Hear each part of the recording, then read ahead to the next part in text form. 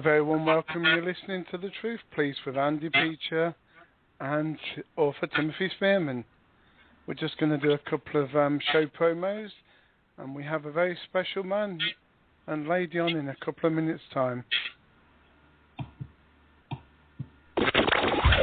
freedomtalkradio.co.uk. Let's go! This is the most diverse, most amazing, one of the funniest radio stations you could ever listen to on the internet. I've heard so much stuff from the ups, the downs, the lefts, the rights. The politics, the non-politics, the schmolitics, whatever you want to call them. It's great. 5, 4, 3, 2, 1. This is freedomtalkradio.net, and you are listening to Freedom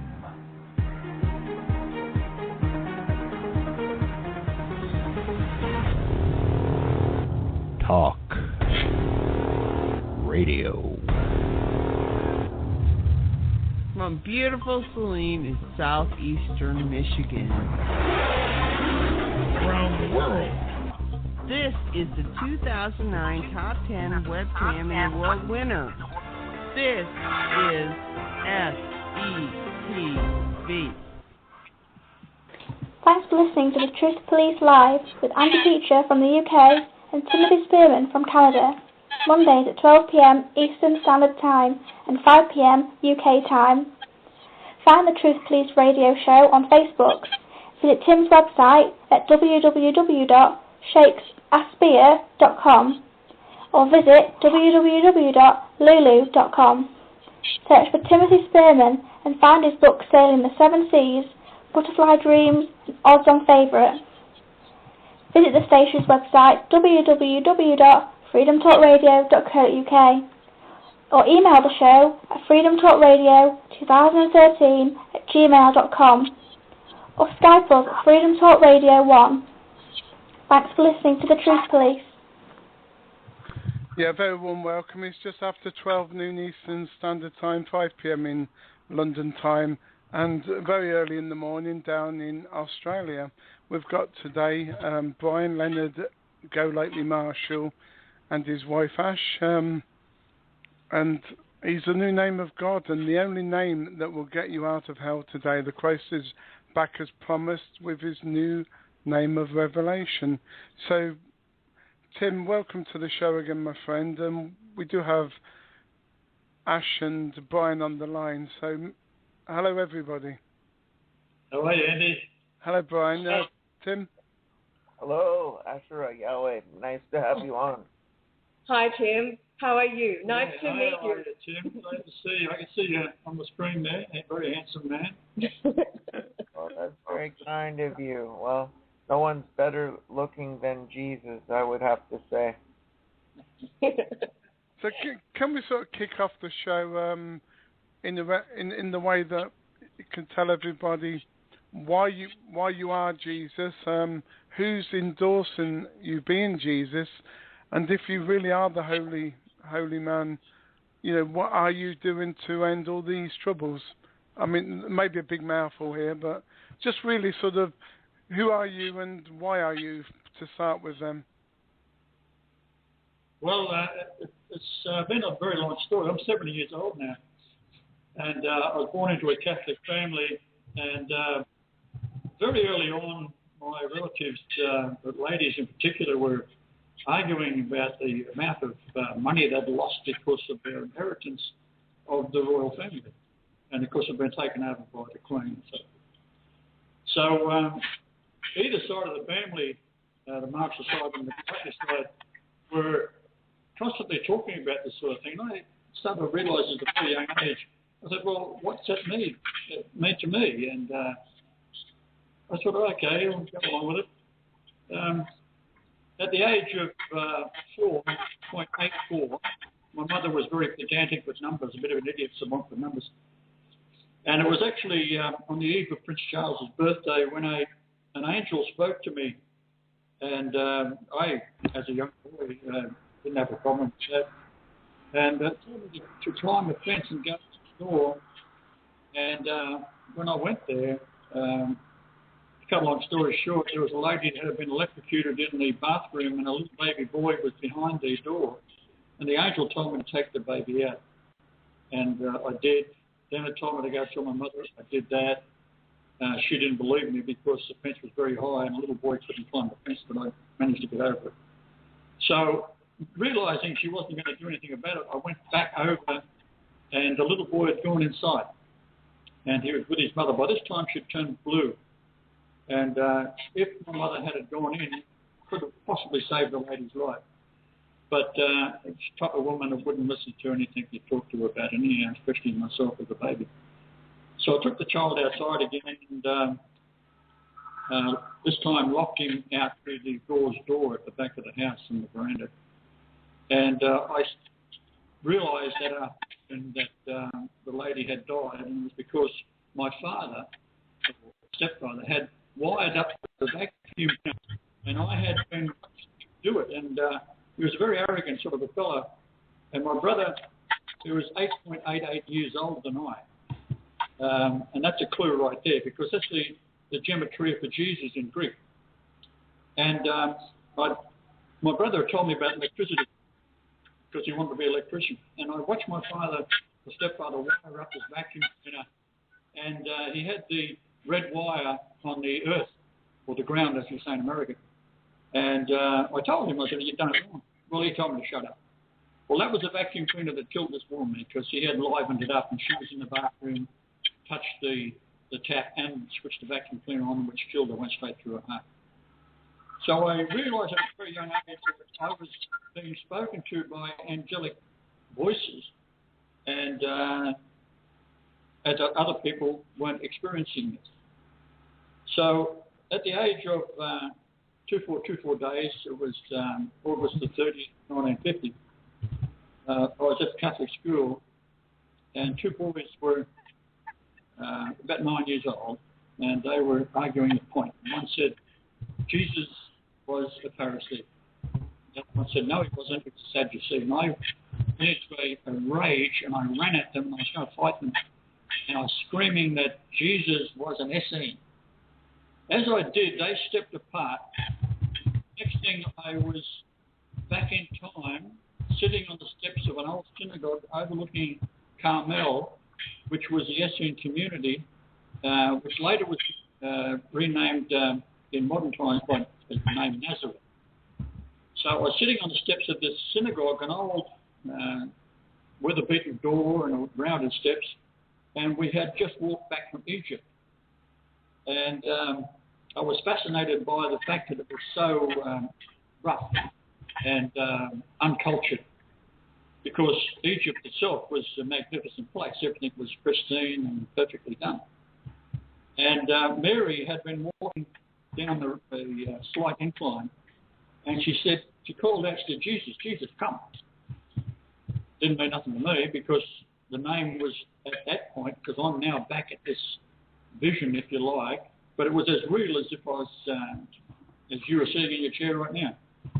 And I ran down to her, and I was thinking, I'm tired, been walking all the way from Egypt, it was hot. And I got beside her, and she's a tall woman.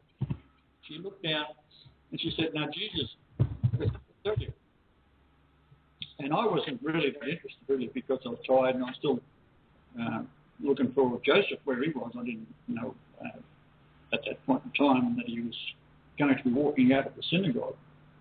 So I turned around while she's talking, and she said, now, Jesus, if the Jews find out that we are Essenes, they will kill us. So I'm looking around, and Joseph had walked out, and he was a very big man, very long hair, full beard, bushy beard, grey head, and he was had two smaller men either side of him. They were dressed in black, and they were obviously rabbis of some sort. And I estimated his height was well over 6 feet. In those days, by the way, people were bigger than they are today. And these two smaller men, and he was embracing those in great joy because they hadn't seen each other for so long. Well, going to a Catholic school, first off, they taught you nothing. even Albert Einstein, who was a Jew, he went to a Catholic school and was at the age of 32 before he actually read the Gospel.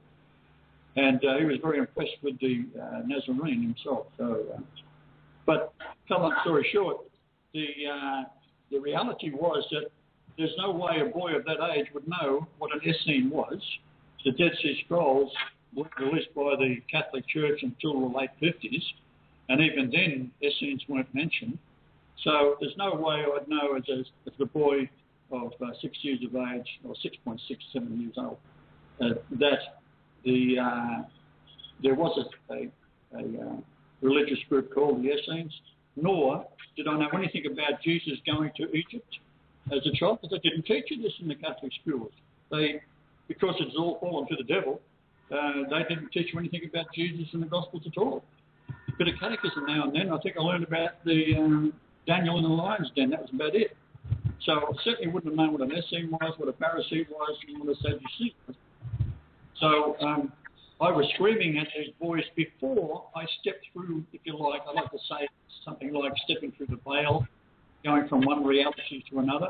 But being on the other side, it is as real, and I had no idea that I'd just come from the schoolyard in Australia. So that was sort of one of the things that stuck in my mind as I was growing older. And a lot of miracles began to happen, like seeing ghosts and things like that. For example, a lady that was, I regarded her as my auntie, although she wasn't my aunt. We were just friends of the family. She had become ill and had died of peritonitis in hospital. And I was at the backyard of the house, and I was about 8 years of age at that time. And I had a lot of feeling like someone was watching me. So I turned around and then glanced up, and I could see this apparition coming across the blue sky about 10 feet above the ground, coming directly, and this is how I think, east, north, south. I always look at things in dimensions and numbers and details. I was very observant. So she was coming directly from the east and started to slow down, and then she was in an inclined position as if she was sitting up slightly in a bed.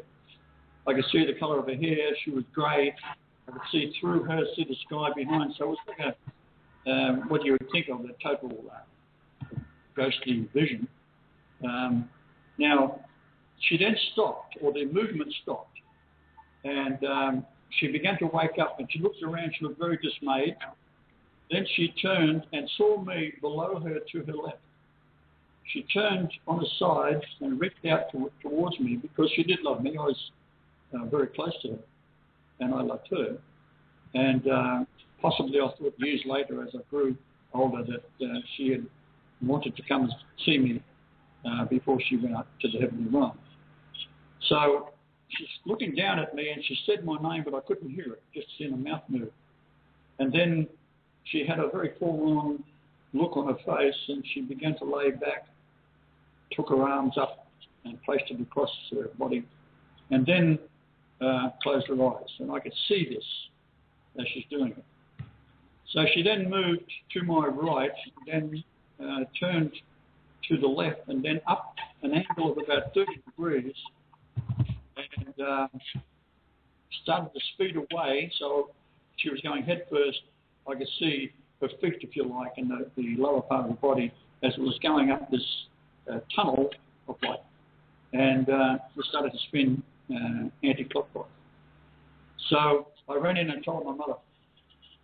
It was 3 minutes after 12.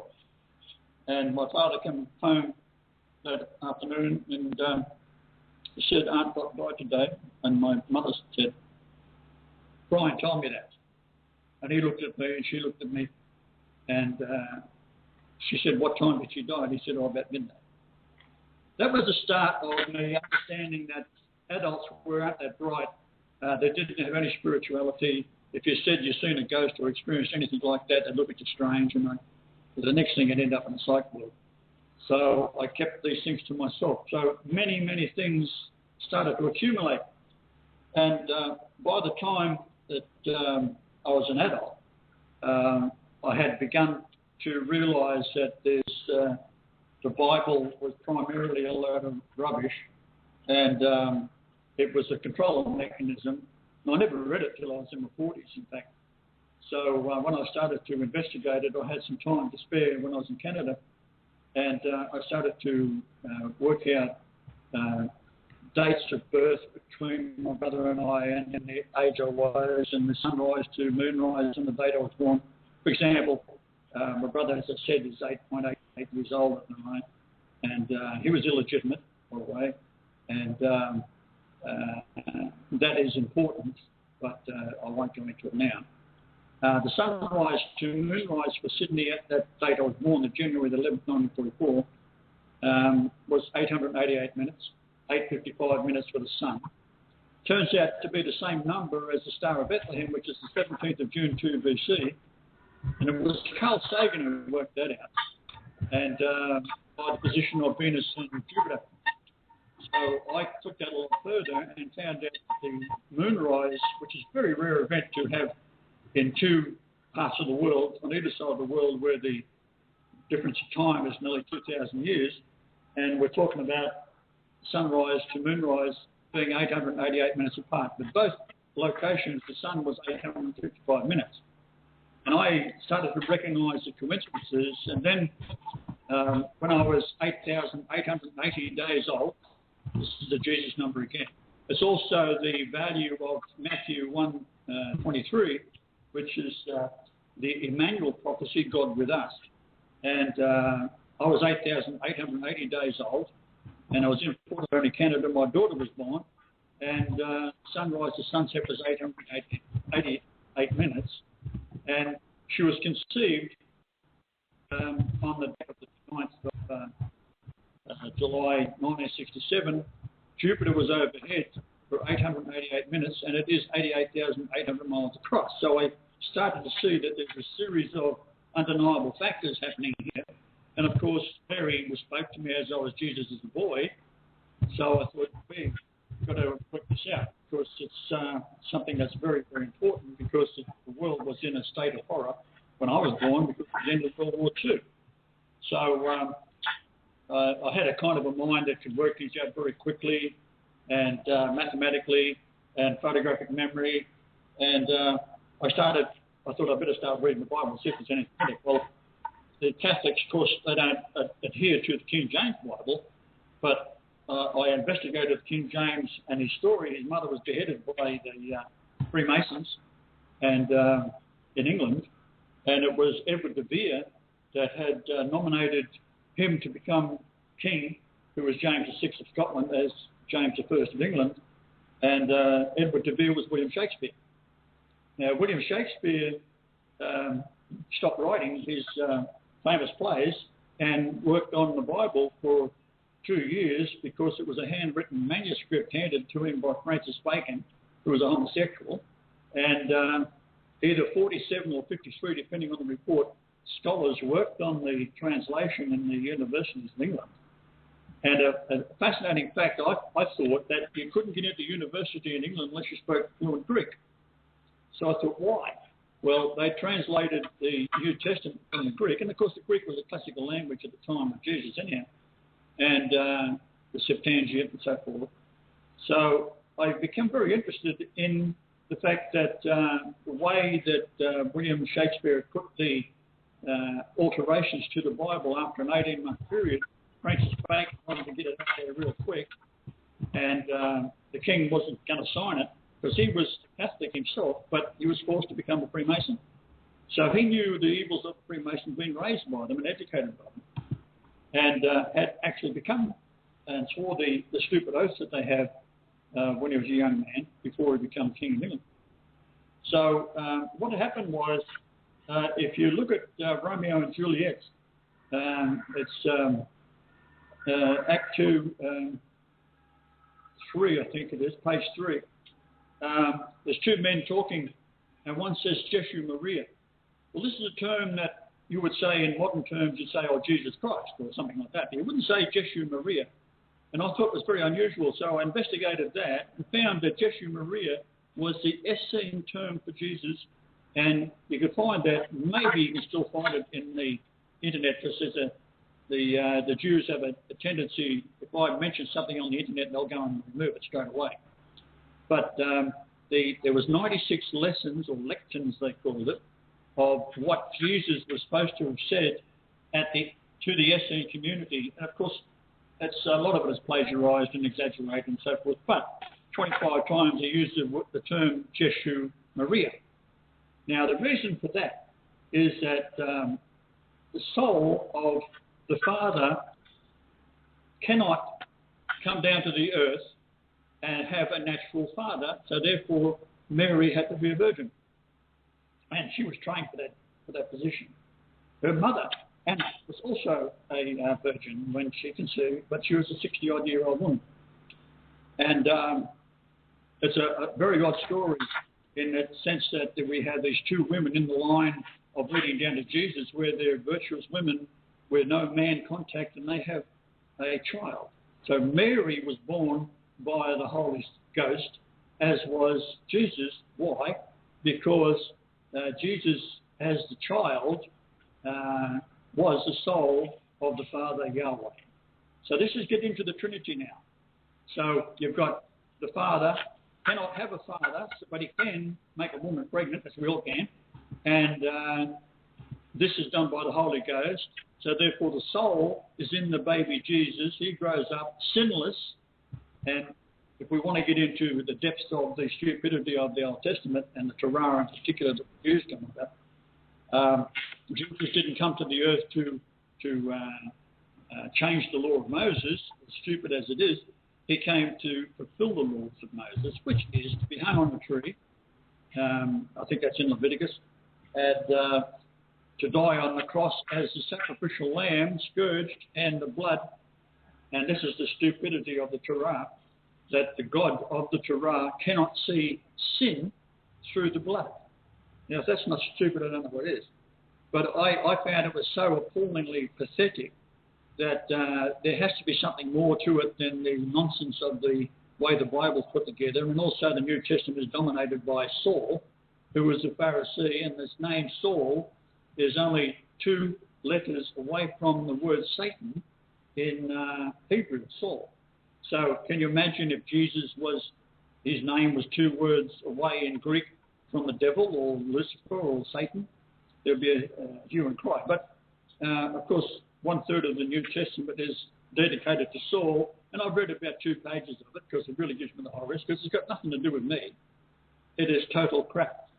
So of the Gospels, even the account of the generations down to Jesus is rubbish, because it's the generations down to Joseph. The alleged father, from most people's perspective, Joseph is the father of Jesus, which is not so. Yahweh is the father of Jesus. So what you have then is all these generations down from Adam going down to Joseph, which would make the reader think that this is the generations of Jesus, when it isn't. So this is what the Trinity is all about. So the second coming of Jesus also is a falsehood, especially when it talks about coming on a white horse in the clouds. Everything that Jesus said was said in parables. So if it's coming in the clouds and Jesus spoke it, that ain't going to happen because it's a parable. It is like this. But the word parable in Hebrew is my name, Marshall.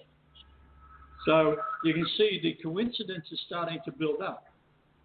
So I then studied the positions of the stars and solar eclipses in particular.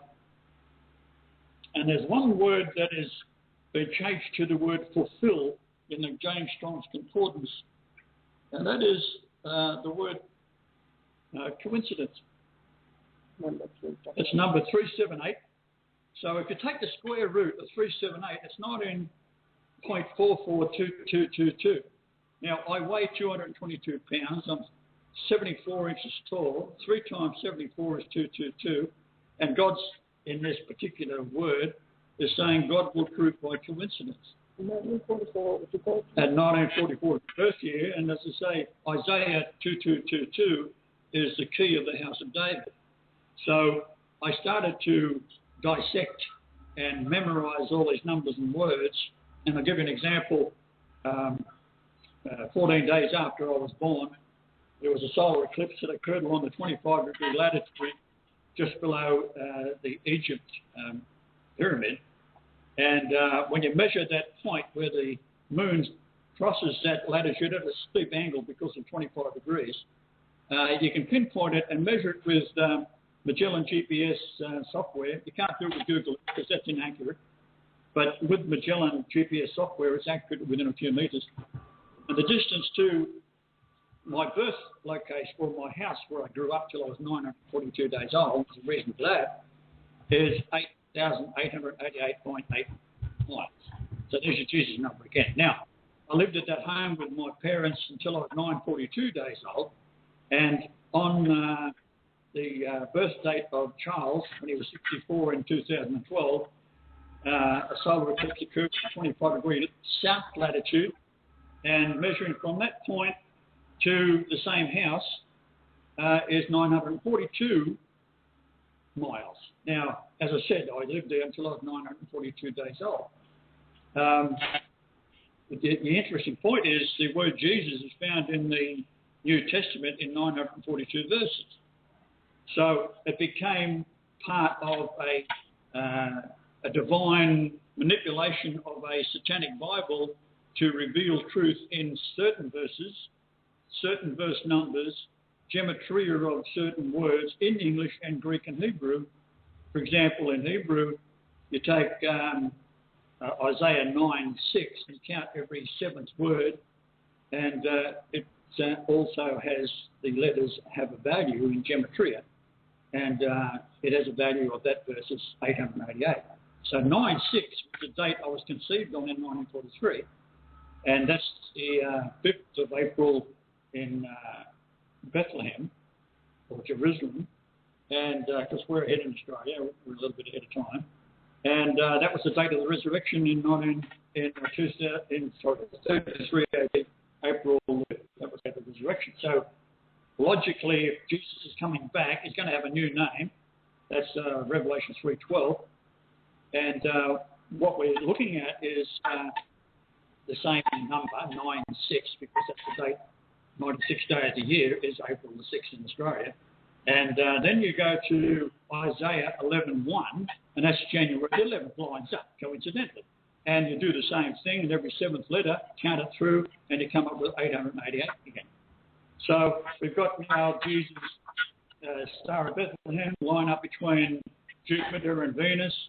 And what you've got is in Revelation, Jesus is called the morning star, which is Venus, and Jupiter 88,800 miles across. And they lined up at 8:01 in the morning on the Star of Bethlehem, which was during the 72 BC. So I naturally, as I do everything I can to nail this down, I'm actually looking for a way of getting out of the job, not getting into it. Not to prove myself, to disprove myself. And the more I try to disprove myself, the more I prove myself. It's very annoying. And on the same date, 17th of June in 1946, I was 888 days old. So it's getting to be a slam dunk. So then the problem was, now I was doing this many years ago. I'm talking nearly 30 years ago, I was putting this all together. So I was getting to the point where it was getting to be an impossibility of getting out of the job.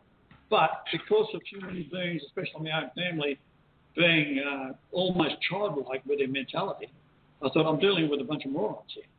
How would I ever convince the world who I am? Yet, you see the world going to hell in a handbasket. So we've had World War I, World War II, we had the Korean War, we've had the Vietnam War, we've had all sorts of skirmishes in between. We've had people being poisoned with radiation, as we are in Fukushima today.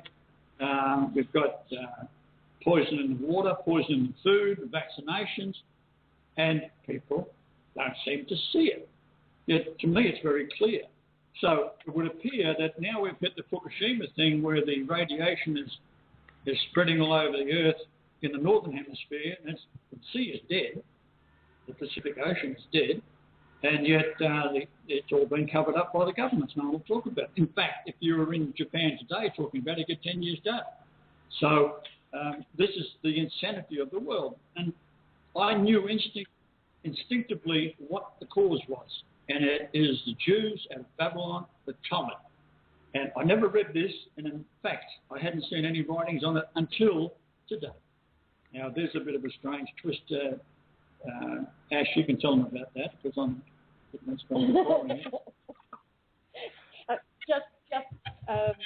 Has you been answering your questions so far? Yeah, oh, thanks. Can I go first, Tim? I've only got a little one. I've got one from somebody who says, did you say, Brian, that you was born to a virgin mother? And if so, did a doctor verify that? That's the first question. No, my mother, I was the third child, or her third pregnancy, but she conceived. What happened was this. My sister, who was 5.4 years older than I, when she was born, my mother had kidney failure, and she stayed in hospital for 13 or so weeks. It might have even been months, I can't recall. It was a very long period of time. But anyhow, she wasn't going to have any more children. Being a Catholic, there was abstinence was the only way to avoid pregnancy. And my father was a very handsome man, and it was during the war, and he had morals of a dog. And he'd be walking home, and the women were propositioning. His brother, Jack, looked a lot like him. And when my mother revealed to him that she was pregnant, well, my father, or stepfather, was a stupid man, but he could at least count. And when the pregnancy ran out to 11 months, he knew he wasn't the father, and he thought it was Uncle Jack. And this created a rift between my Uncle Jack and Reg, my father, my stepfather. And it was only talking to my mother, who was quite frank about these things. She said she hadn't had any sexual intercourse. She didn't know where it come from. Right? But anyhow, as it turns out, as I say, the Comforter, the Holy Ghost, and Jesus' soul and Yahweh is all one. That's what the Trinity is. So it was never Jesus coming back, it was the Comforter. You can read that, I suppose, go straight to John 16, 14, 16, through to John 16, 7. And it explains adequately that it's the Comforter coming back. Now, having said that, where I grew up until I was 942 days old, you measure to the South Pole, and it is the number 3875 in miles, and that number in the concordance is Comforter. And if you go to the hospital where I was born, St Margaret's in Darlinghurst, Sydney, the distance to the South Pole is 3877 miles, and that number is the number of times the word God is found in the Old and New Testament of the 1611, only King James Bible, not any of the other translations, only the 1611 King James verse count. Yeah. So it's that kind of thing. But I can talk for days about what the pyramid means and how the numbers are so fantastic that it cannot be any other but a proof of who I am. Well, there's another quick question. One of the obvious ones coming from Robin. He asks, if you are the Almighty God, Jesus, are you not above monetary gain? Because, you know, you've got some books on Lulu about lawn bowls, for an example. I should explain that. I didn't put the prices on there. They were all downloaded for free. And the Jews that control it have taken all the downloads for free off and put prices on it. One book there is over $600. And I'll tell you how much money I made out of it, $0. Right? Just here a little. Brian's life has been a life of despair. I'll just throw two things out there for the Christians that are listening. I went through the Christian church. I was there for 14 years, so I understand the mindset where they're coming from. And there are two things that must be understood. And these were revealed to me because, first of all, reincarnation is real, and it is what Jesus, as an Essene, taught. The teaching of Nicodemus on the night that he came to Jesus, it was nighttime out of fear of the Jews, was about the reincarnation of the soul. The term born again, he explained is about the soul as the sun rises and sets down through the ages. So the soul, and it talks about many times the soul would rise and set like the sun going down until the time of the end, which is now. What we are in now is the period of time called the resurrection. That's the period of time from the rebirth of the Christ, January 11th, 1944, at 22 a.m. That is the day and the hour that, as Jesus, he said, only the Father knows.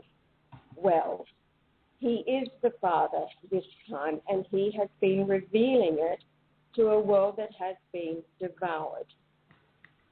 Once you begin to get a grip and then understand that this is hell, life on earth is hell. There's no other realm out there where you could find worse conditions, not for everybody, of course. However, war, the disease, the famine, everything that has been going on. I should ask you one question to answer that, fellow. How much money have I got in the bank? Well, currently none. There you go. And what do I own as a position?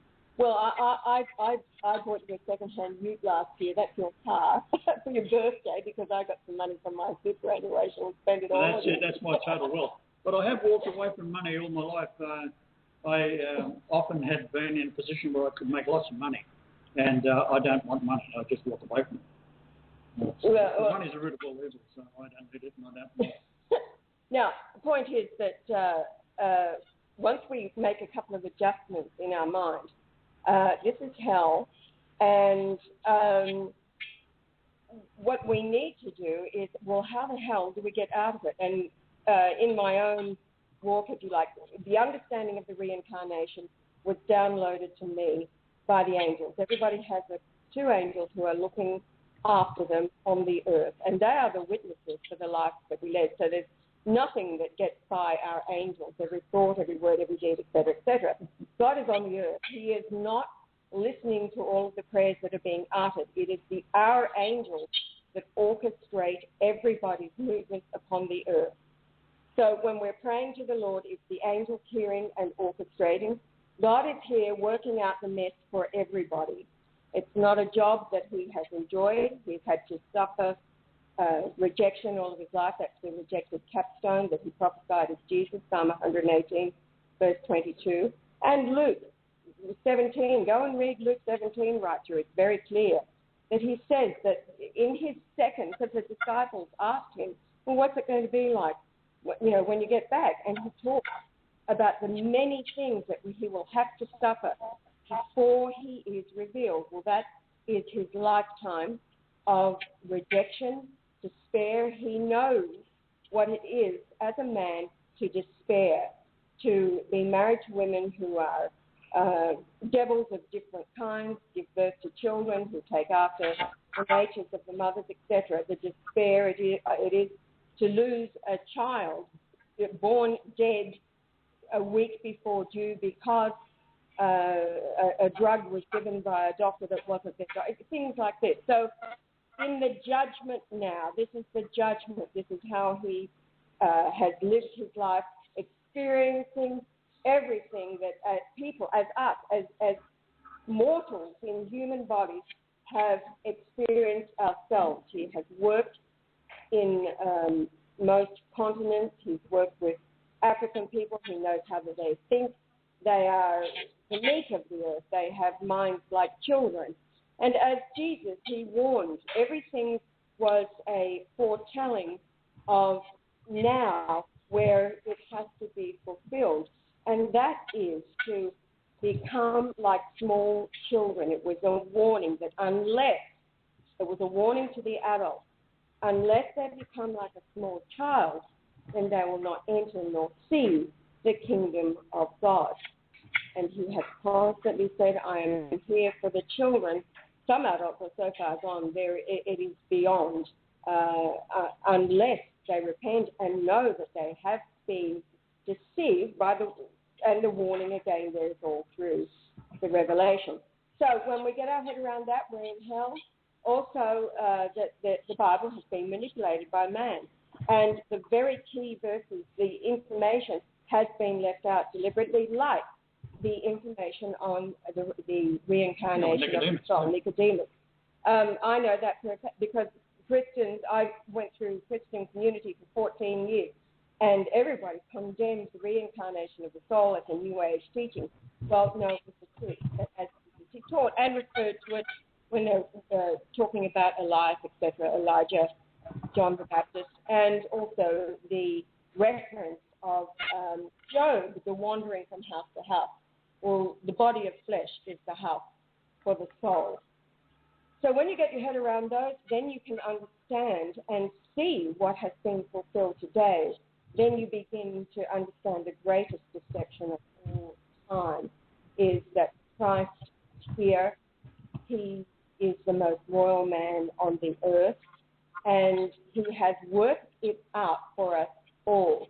Not only that, his rebirth location at 105 Rothschild Avenue, born into the pit of hell, identifies right there who the devil and man is, and of course it is the Rothschild family who have had control over the temple once again. The temple is the earth. They are the banksters. So as Jesus and he overturned the tables of the money changers in the temple, then it was again prophetic, I call it pathetic, prophetic of this time now, where he overturned the tables of the money changers, the same banksters in control of the temple of the earth, and that is the Rothschild family, British world, all of those elites as we know. I can assure you that the Queen knows who I am, and she's been served because being more royal than she is, we served illegally in 2010, wasn't it? Yes, 14th of June June. 14th. And she had 21 days to reply, and of course she didn't reply, and in British law, under those circumstances, which is quite rare, not many people walk up and say that they're Christ, I want to take over your throne. This doesn't happen that often. Well, it wasn't a want, it was a telling to get off. Get off. And she had 21 days to respond, didn't do so, and in British law, she becomes what's called acquiescent, meaning that she admits that there was no counterclaim. There's no counterclaim. So this is, from her perspective, from her, I think she is a prisoner of the society that she's been inherited. Brian and Ash, we've got a lot to go through. Yes. Can we see what Tim's got to say on the whole matter so far? And then I've got Brian, another Brian, so he's got a quick question, and then maybe we can move on to Pope Benedict and the story around that. All right. Yeah, Tim, any questions, my friend? Yeah, I just wanted to broach you on a couple of subjects. I'm also very strong on the reincarnation belief, and I've been aware for many, many years that the Essenes and Jesus did promote the doctrine of reincarnation, that it is a valid and true phenomenon. I'm not in any doubt about that. I'm told that I'm the reincarnation of Francis Bacon, and some extraordinary concurrences in that regard have happened. I wonder if there's, you did bring up Shakespeare. I don't know whether you know, but Francis Bacon was the half-brother of Edward de Vere, the Earl of Oxford, and both of them were changeling sons of Queen Elizabeth I.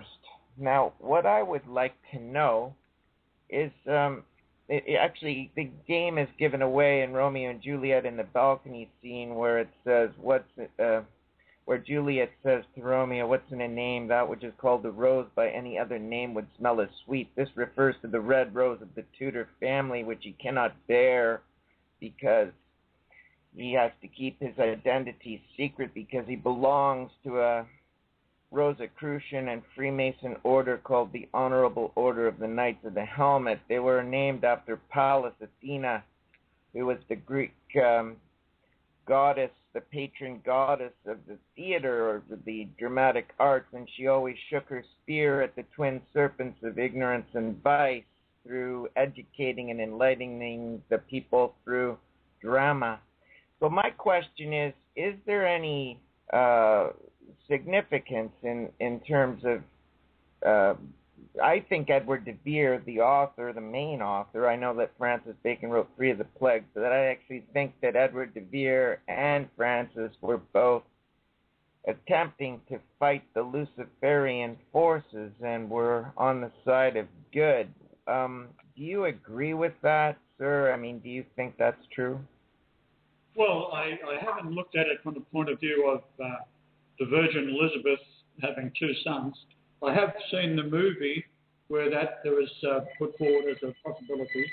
I have no opinion on it, only because I haven't researched it and looked at it, because I look for facts, so I don't go on instinct when it comes to that. You would be more inclined to know what actually is going on there.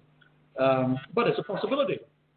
They were both very brilliant men. I know Francis Bacon was certainly one of the top men in gematria and number codes. So it wouldn't surprise me at all. Yeah, in fact, there's a secret cipher code inserted in the Shakespeare plays, which is based on that kind of cipher code system that you're referring to, and it was found by Ignatius Donnelly, who was actually a U.S. congressman and ran for president at one point. And he wrote a book called The Great Cryptogram, Francis Bacon's Secret Cipher Code in the So-Called Shakespeare Plays, which is a fascinating book. Yes, well, I have heard where there's an argument that he was the actual author of the plays, not Edward de Vere. So there's that argument as well. But I'll be more inclined to think that there could have been a conflict between the two. A very strong argument you have there, and I'd be interested to get to the bottom of it.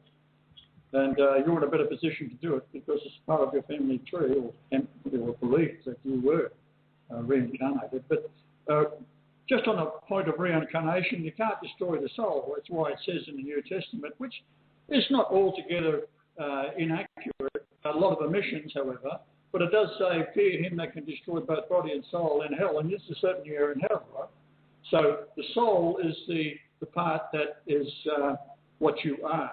The vehicle that you're running around in is the flesh. Now, when you reach the stage of judgment and you are in the good seat, if you like, of being judged worthy, you become immortal as your soul is worn on the outside like a garment that protects you. And that's what the garment of Isaiah 63 is all about, where it's talking about a man walking from Bozrah, which was actually Sodom, and he's asked a question, why is your garment, your white garment, dyed red?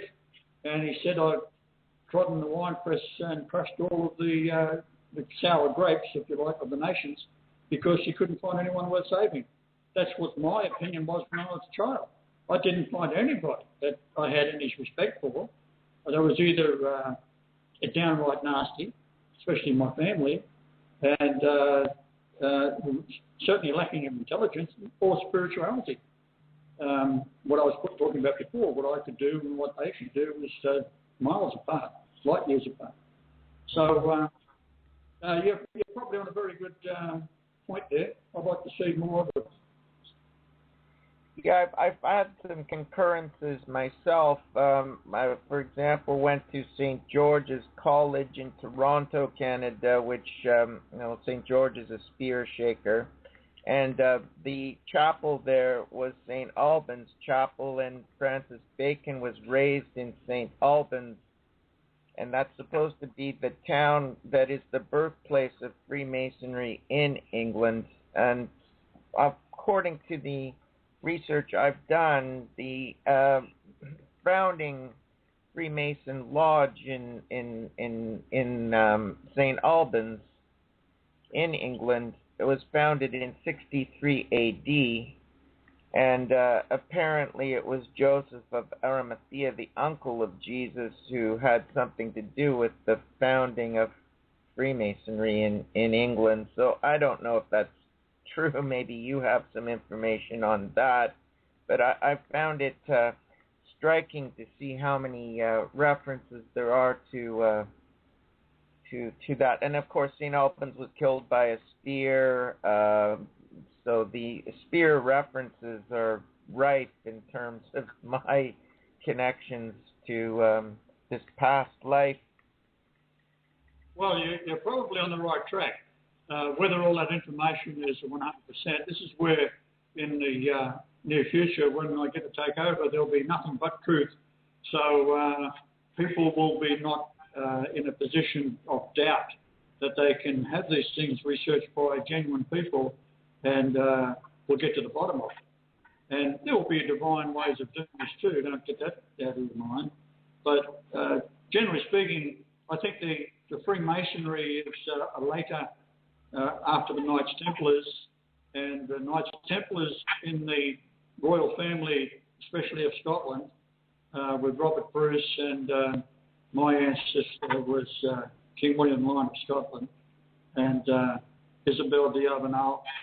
And we was recently in Scotland looking at the Stirling Castle, which was built by King William and has been taken over by Robert Bruce. Because we went there at night, we seen the statue, and I thought, oh, we'll go up and have a look at the old king standing there. And then when we get there, it's Robert bloody Bruce, right? I could have pushed it over. So I wasn't too happy about that. And when we look into the history of Stirling Castle, that's where King William died. But he also was the financier behind Arbroath Castle and 11 others, which were the Benedictine monks that was brought over from France. Arbroath, I'm sorry. Brought over from France by his grandmother, who was married to Malcolm III. She was Queen of England, and that's been written out of the history books. And Malcolm III, King of Scotland. So this is Margaret. So it was very interesting for us to wander around these places, looking at all of we was observing, being the Benedictines that did all these things for based on the currency that was printed by or minted by King William, because he had inherited these silver mines, and this is where sterling silver comes from. So he was able to finance these things, and he was an independent state from the Vatican. He was sort of at odds with the Vatican there for a while, or the Pope in Rome, and the Pope acknowledged that he was a separate entity in his own kingdom until the battle, of course, goes on with the English, who come over and eventually kidnapped his two daughters, Margaret and Margaret, and held him to ransom, where he had to sign a treaty that he would be subservient to the English. So that's what happened with Scotland. But it's a very interesting story, and some of the characteristics I read about King William is what I had in my life. Now, what happened just to give you some idea how the coincidences work in, my nephew had a farm, and my brother was going on holiday, and he wanted me to fix something up out at the farm. So I went out there, and there was an old camper van which I bought for him off a circus, of all things, for $280. It was just an old piece of junk. It was 32 feet long, and my brother was a sort of compulsive hoarder. I walked into this van looking for what he was asking me to find, and a door swung open by itself, and a book tumbled out, opened at page 255, and it was the Australian Mercantile Law 9th edition, written in the 1800s. Anyhow, on that particular page, the angel spoke to me and said, do the numbers. And when I did the numbers, it was specific, say, doing the vowels and do the gematria on it. It turns out to be the number 3168. Well, I've got that book here upstairs, and it's in the English libraries, of course, and it is the Mercantile Law of Banking for Australia. So, as it turns out, 3168 is Lord Jesus Christ. Now, the house I was living in at that time is on a latitude that is 31680 kilometres around the Earth and 5813 kilometres from the South Pole, and that's the height of the finished pyramid in Egypt, which is 5813 pyramid inches above its base, and it's built on the pi angle, which I can talk about that for days. But primarily, it is Isaiah 19:19, 19:20. The two verses have a Hebrew gematria, which is the same as the pyramid presence height up to the missing capstone or the rejected capstone. So this particular book that fell open was on the 4th of December in 1999, and King William died on that same date in 1215, and was born in 1143 on the same date. So you see the coincidence is starting to build up again. Oh yeah. So this is the contributing factors of King William line of Scotland. What's interesting is I'm not an expert professional astrologer by any means, but I dabble in it, and on my website I've got some mundane type of astrology, but I've got a chart for Jesus who was born on the 8th of August, 8 BC by the correct calendar date, and when you do the chart for him, it actually resembles the Great Pyramid. Now, I know that Piazzi Smith and other Egyptologists and pyramidologists claim that the Great Pyramid is a prophecy in stone showing the world's major timeline of events, including the incarnation of the Messiah. They're dating within the pyramid showing that you're on that timeline? Yeah, absolutely. It gives you my date of birth, number one. It gives me the date I was married. It gives me the age difference between my daughter and my stepdaughter. And how that comes about is I was married on the 23rd of April 1966, and I was 1162.6 weeks old, and that is the width of the antechamber, being 116.26 pyramid inches. And my daughter, born on 4th of May, which is when all the planets line up in the year 2000, my body weight, for example, on the planets out to Saturn is the same number in pounds, including the Sun, as the area of the shroud of Turin, 353 pounds, equaling the 7353 square inches, being 171 by 43 inches wide of the cloth itself. And my stepdaughter was born on the 20th of December 1979 in Geelong, Australia. The sunrise to sunset was 888 minutes. And the difference in age between my stepdaughter and my eldest daughter is 11.626 years. And the stepdaughter, her mother, Michelle, which was my wife for 13 years, she is 1162.6 days younger than me. So you can see that the number of the pyramid is all coming to pass. Also, when it's, I can't explain to it over the air like this, but the King's Chamber level is dates at the 11th of January 1944, based on several factors, which, as I say, I can't explain without doing drawings. But if you go into the pyramid itself, this big gallery has a great step, and you measure from the great step to the far wall of the King's Chamber, and I'll give you an approximation. It's 537.01285, some number like that. It's 5 decimal places. And then you go to the coffer itself, which is 286.1. Then you add that to the 537, and then you measure to the ceiling, which is 230 points, another 5 places. That gives you a number, when you add the 3 together, multiplied by illumination, which is 29.53052 days. That'll give you the number 31101, which is the Julian day I was born on. And catch my drift? Now, that's how many verses there are in the King James Bible. Now, if you then go to 1 Chronicles 5:13, you have 7 names in that, and you take the 7 names, all have a concordance number, you add them all together and it gives you 31105.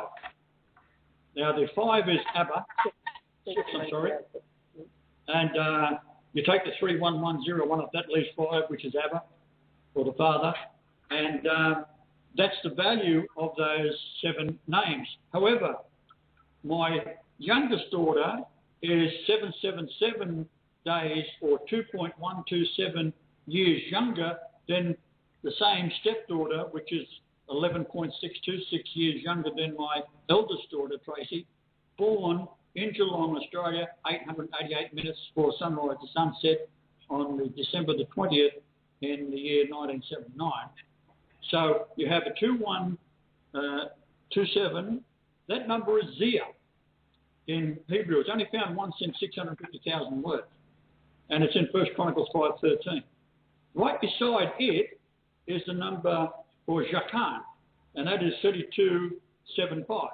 And that is the age her mother was, this is my third wife, 32.75 years when she gave birth to my stepdaughter.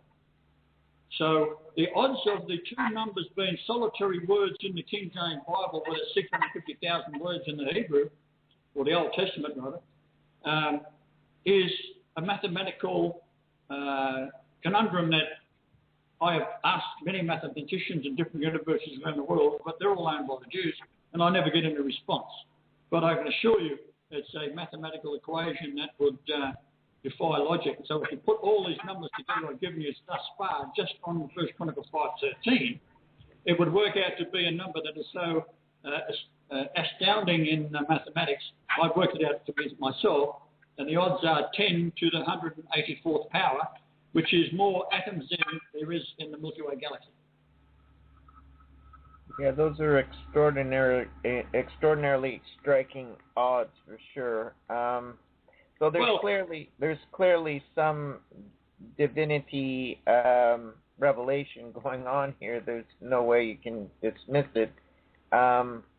So I'm not really gullible, nor am I skeptical. I'm open-minded to the, I wouldn't say the extreme, but I'm quite open-minded, and I always am respectful to people as much as I can be, and I'm certainly listening, and it's absolutely fascinating, and that's why we wanted you to be on the show, because we knew that it would be. What I should suggest to you is the Essene, of course, goes back to being descended directly from Enoch, and Methuselah, Lamech, Noah, and that's how the line comes down. So it's the oldest religion on earth. But stemming from that is the Hindi. Now, the Hindi predicted Jesus Christ by name 4,500 years ago, who would be Jehovah Yahweh. That's where the word Jehovah comes from the Hindi. And they didn't say Yahweh, they said Yahweh with a V. And predicted why and who the soul of the Jesus figure would be, why he would die on the cross. This is all predating Isaiah by about 1,800 years. So who predicted the cross and the resurrection and the second coming and all that kind of thing. But what they have in the Hindi today is astrology. And it's based on the signs, not the position of the stars. And it's very interesting. We've got a Persian lad who is an expert, Hirad his name is, who is studying to become he is in, put it this way, the leading scholar on the subject is a friend of his. When he gets stuck, he asks his friend, and he gets it all sorted out. And he's a Persian lad. And he, of course, understands the problems with Muhammad and so forth. And I could talk about Muhammad for 2 days as well, but just one point on Muhammad. The reason he was able to spread Islam all over the neighbouring countries around Arabia was because he believed that Jesus was the soul of God, which they call Allah, same thing as Yahweh, just another way of saying it in Arabic. So he was able to spread the truth of Jesus, and that's how Islam was spread. However, the Jews eventually killed him. He only had 2 wives. His first wife died, and he married a Coptic woman. Her name was Maria. And they had a little boy that died at the age of, or was killed at the age of 1 year and 10 months. And this is what he was passing down through his daughter, Fatima, to be the construction of what is, they say, is the Quran today. Well, he didn't write it because it was totally taken over by the Jews. And if you look at the Quran, which I have done briefly, because it basically makes me sick, but what I have discovered in it is very similar to the Talmud. And that's why they behead people, and that's why the Saudi Arabians, for example, they are not Muslims as you might think. They are actually Jews. That's why Saudi Arabia is in bed with the attack on Syria. Right. Got a couple of questions. Well, there's about 1 million queuing up, so you must have some effect on the Jesus world, the believers anyway. We also have one of the managers of Blog Talk Radio listening, which is very rare, but obviously they're intrigued by our special guest today. So, I'm glad to hear it. Wait, Brian first, because he's been waiting the longest. Brian, another Brian, yeah. Brian was asking, why do you think the Vatican's covering up over the child abuse? And do you think it's any pope in particular, or is it just been a culture of cover-up? Well, let's go through I'll just go through the popes. If we talk about Revelation 17:11, it talks about 7 king popes, right? This started from the Vatican, which kicked off in 1929, on February the 11th. And of course, 84 years later, Pope Benedict resigns. The reason he resigned, because I was talking to him, he told me. He said he couldn't get rid of the filth in the church. Now, what has happened? The church has been taken over after the Pope Pius the 10th and Pope Pius the 11th, the first two popes, good people. Then you had Roncalli, who became Pope John the 23rd, a monster. And he was instrumental in getting a retranslation or reworking of Vatican I, which was good for 1400 years, and Pope Benedict was very sorry to see it being changed. And he asked me about it, and I said, well, I'll fix it for you. I'll write you Vatican III, which I did, and I sent it to him, 49 points of Vatican III. And the man almost cried when he said it. He said, it's so simple and so beautiful. And he's going to use it. Because I said, you'll be coming back as Pope, don't worry about that. And I was talking to him before Francis became the Pope in the conclave. Now, Francis is a Jesuit. Now, the Jesuits, you can look this up on the internet, it's not hidden. The Jesuit oath is such an abomination, it's strictly Talmud.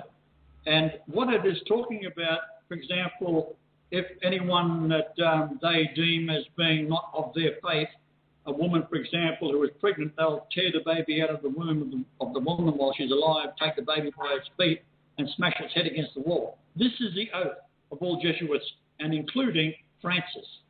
Now, the Pope said to me he didn't know who was going to be Pope because the conclave was on. We was talking before the conclave. And I said, well, whoever walks out, put a bullet in him, 25 cents, you can shoot the bastard because it's going to be the Antichrist. And because the Pope is very naive. He actually takes the Jesus thing to an extreme. Forgive everybody. Well, I don't. I'm here to judge. And these Jesuits, they've got a problem, I can assure you. And the Muslims, they've got a bit of a problem. And I'd say going through the list, certainly the Jews have got a problem. Now, they've taken over because of the subversive way that the Jews do things from the Babylonian Talmud, which was a Mishnah in the old days. And this is what I warned about as Jesus. So this is why the world is in such a state.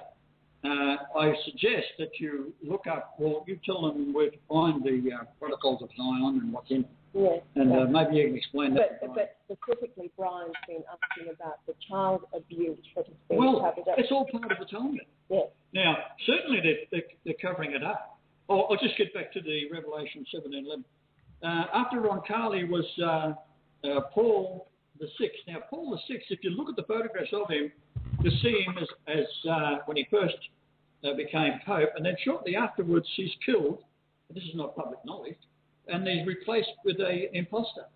You can see the difference and compare one photograph to the next. Then you've got a good man comes in, who was John Paul I, and he discovered the Jesuits, which is the CIA, laundering money through the Vatican Bank.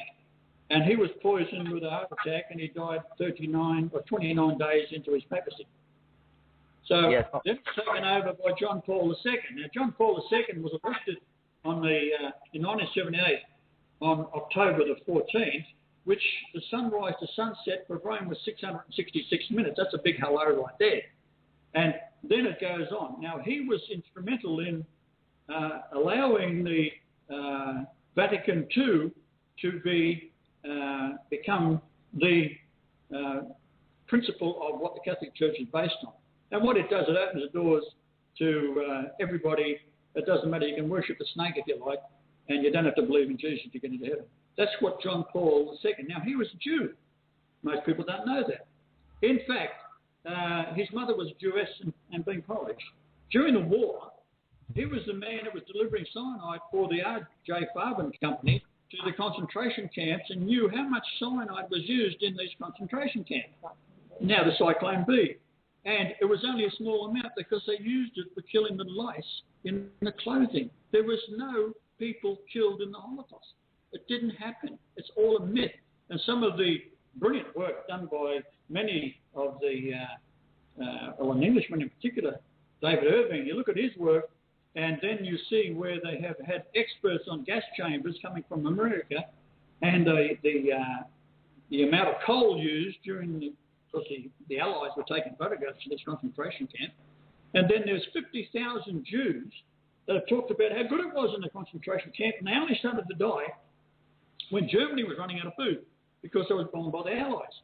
Now, Churchill was a Jew. Roosevelt was a Jew. Do you catch my drift? So, in other words, it was a Jewish empire controlled by the same Talmudic Jews that control the world today. And that's why we've got this problem with Fukushima, because they're trying to kill off everybody. Now, the reason they're trying to kill everybody off, they've known since I was born, and they've been trying to kill me so many times. It's unbelievable. So, how have they tried to kill you? Brian, how have they tried to kill you? Bullets, cyanide, tried to bleed me to death in the hospital, etc. I could go into it. I shouldn't get Ash to talk about it because it just gives me the horrors to think about it. But the most recent one, I've got leukemia of the blood, which was given to me by a radiation, confirmed about in April by an expert in Brisbane, a haematologist. They tried to kill me with poisoning me in Egypt. I had 11 heart attacks on one day. And my heart, according to the doctors, which we just come back last week from the experts in Brisbane, that wanted to operate on me, and I wouldn't let them. And half my heart, they said, is dead, and the left ventricle is dead. And yet, I can walk 2 kilometres. My heart rate doesn't go up by any more than 6 beats, and I work out 3 times a day in the gym. Right? They call me the miracle man, or the mystery man. The mystery man. I should not be able to walk across the room. So that's just in the last couple of years. Excuse me. The cyanide was a Jew who'd done that. And what happened there? That was in Canada. That was in Canada in 1995. And the Canadians are way ahead of the game. They knew who I was because I had contacted the Jews in Ottawa, and I told them who I was. I said, you've got a chance, right? Recognise me now, and you can avoid the high jump. Otherwise, you've got a problem. So what do? They send assassins to try to shoot me with bullets. And that missed. There's bullet holes all over the house, but missed me. So this is the kind of things they do. So when I was in the cyanide, I had a small camper van, and this fellow I was communicating with asked if he could come to see me. And he was a Jew. And I said, yeah, right. So he comes over and sees me, and my wife at the time, had been separated for a long while, and I used to go and see her once a week, help her out with a few dollars, whatever. And he said to me, well, I'm going over to see my wife, which was 29 miles over Arrowsmith Mountain to Port Alberni from a place called Coombs. He said he wanted to have red salmon for supper. Across the road from where my ex-wife was a small supermarket, as I said before, I've got a photographic memory, so I can remember people that I've seen walking down the street 50, 60 years ago. So it's not unusual for me to go into somewhere and not be able to memorize everybody in the place. However, this particular shop that I went into was a small Safeway with 4 tools, and there was a complete new staff there. And I'm a big man, and there were bigger men in there than me, RCMP policemen for sure with the moustache. They all seem to be made from the same factory lot. And I went and got the red salmon, walked up to the till, and the lady looked at it. She held it very close to her eyes because she seemed to have myopia. And she said, "These aren't the ones you want." Now, listen to what I'm saying here. You go to a till, you got 3 cans of salmon, you lay it down, and a woman looks at it and says, "These are not the ones you want. You've got to smell a rat, right?" So she charges off and comes back a little while later, and she said, "These are the ones you want." He gives me these 3 cans of salmon.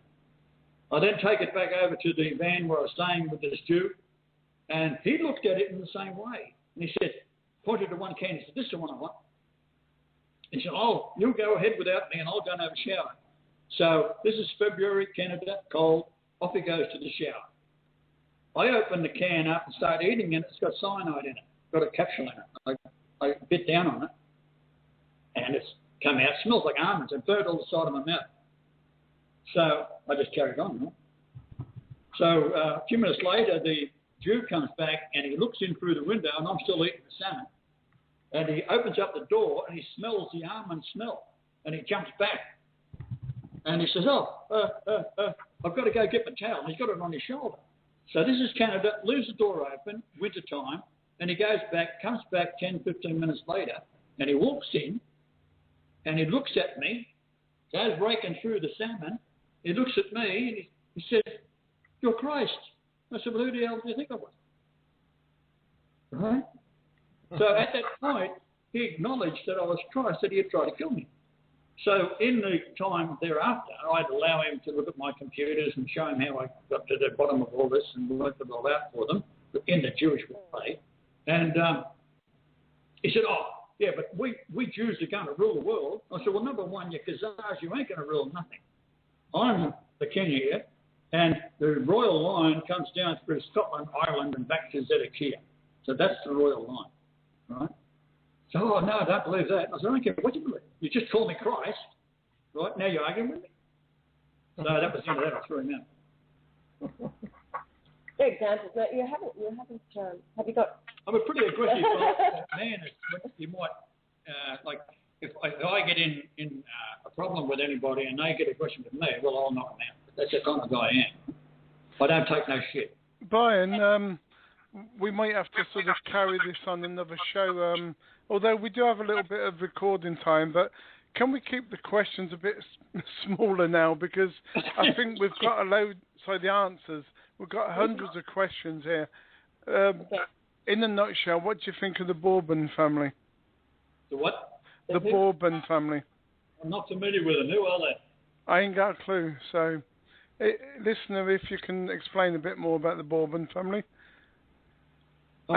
And then our friend Brian, who asked the Vatican question, he had a second one asking, basically, if the Vatican is... I'll try and find the question again. Well, I'll see if I can answer it before you ask it. It is going to be the end-time church because it is basically the original Church of Peter, and the man that will take over it again is Peter Benedict. Reincarnate, which is Benedict. He has no problem with it. When I first spoke to him, he sort of bit ummed and ahed and made a few sort of sarcastic remarks. And I reminded him that there's got to be one thing that you cannot do and there's no forgiveness for, and that is to offend the Holy Ghost. I said, "That's me, son." So he shut his mouth from then on, and then he listened. And then he really started to get it, and he said, "You want to see a photograph of me?" And when he seen it, he said, "It's the same face that's in the Shroud of Turin." I said, "Yeah." So, like who else? Now, I just want to point out that the Shroud of Turin is the image left behind for this generation where we have the technology to do everything that has been done. And I say it is the blatantly obvious for the pure in heart. Because as Jesus, he said, the pure in heart shall see God.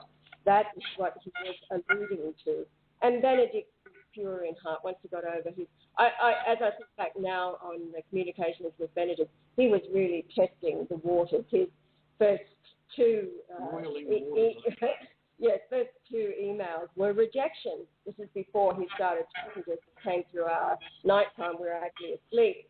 And he said, you cannot be this, you cannot be... And talked about a man who was an Australian who had climbed the statue of David and tried to smash it with a saying, I'm Jesus. But once he... And so when we came back, and I have to say it was me that came back at him, was actually out of the Ark of the Covenant that was getting a new tailgate at the time. But I reminded him of all of the scriptures, including that about the Holy Ghost, and humbling himself to become like a small child, because you would expect the Christ, when he returns, to correct, to bring correction. He is the Comforter. He teaches all things, and he uncovers all of the deception, and he brings correction to everybody's theology, belief, whatever, and even unbelief.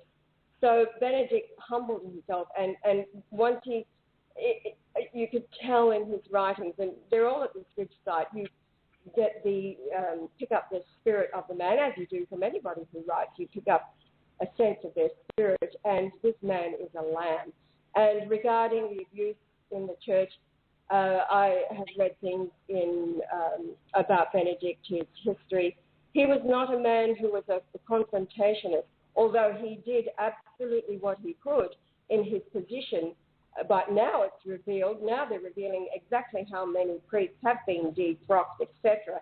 And once they're defrocked, they're left to the community. He did defrock 400 priests. Well, there's more than that. Over the years, there's been more.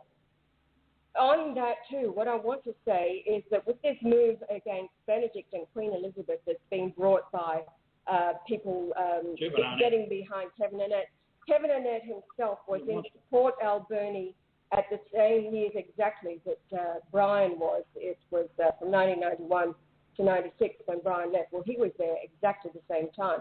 Now, Brian was he was working amongst the natives, and they were friends. And he was also a taxi driver and knew the same people that Annette did. And these natives knew that they referred to him as Jesus. He was building an ark on the lake there. They would go out, spend time with him. And also he made headlines. The ark was just a big boat. Yeah, a big boat. So they called it the Jesus ark. It was quite funny. It was very, very humorous. But also, it was also the time when he was in the front page newspapers, and the headlines were there. What were the headlines? Well, the headline, which is nonsense, of course, says a man threatens to kill his wife for not calling him Christ. That's what the headline was in the Port Alberni Times. This is not what happened. But I did get charged with uttering a death threat over it. Yeah, but it all led to a court case. It was all set up. Anyway, it's all part of his DVD. But the point is that Kevin Annett was there the entire time. He did not seek out this man that was front page news, who knew the natives, etc. And then in 2010, after we served Elizabeth again, she's been tried before to get off the throne, but anyway, and we have to say that these things are done out of response by people who find us and suggest we do this, that, and the other. Well, he knows how it's going to be received. Of course, she's not going to do anything about it, but, yeah, okay, all right, I'll do that. It's like going to the nth degree to do these things, showing that, hello, it's all about rejection of the capstone, the Christ here. But Kevin Annett was also informed again. His personal secretary actually received the news of the crisis back. Oh, my God, I will tell him. He had our personal phone numbers, et cetera, et cetera, et cetera. And he did not call. Now, we know that the great discussion goes on with others about Brian all of the time. These people refuse to come out of the dark because they are all part of the scenario that is playing out right now, which is rejection of the Christ, of course, and he is the solution to the world's problems. So the ones that are causing the problems and are in control, because they do control the money, they control the media, etc., and also their protocol number 14, one short statement, we shall forbid Christ. Now, if he's fronting up as, a floaty ghost on 1,000-foot high, horsey, right in the clouds, nobody would be able to prevent that. However, that is not the case. He was always coming back as the seed of David, whose kingdom lasts forever. A seed comes from loins. It's all about the flesh body housing the Spirit of God walking around, and that they can prevent because they do own all the media. No matter what we do, we are the most sensitive. all confirms who he is.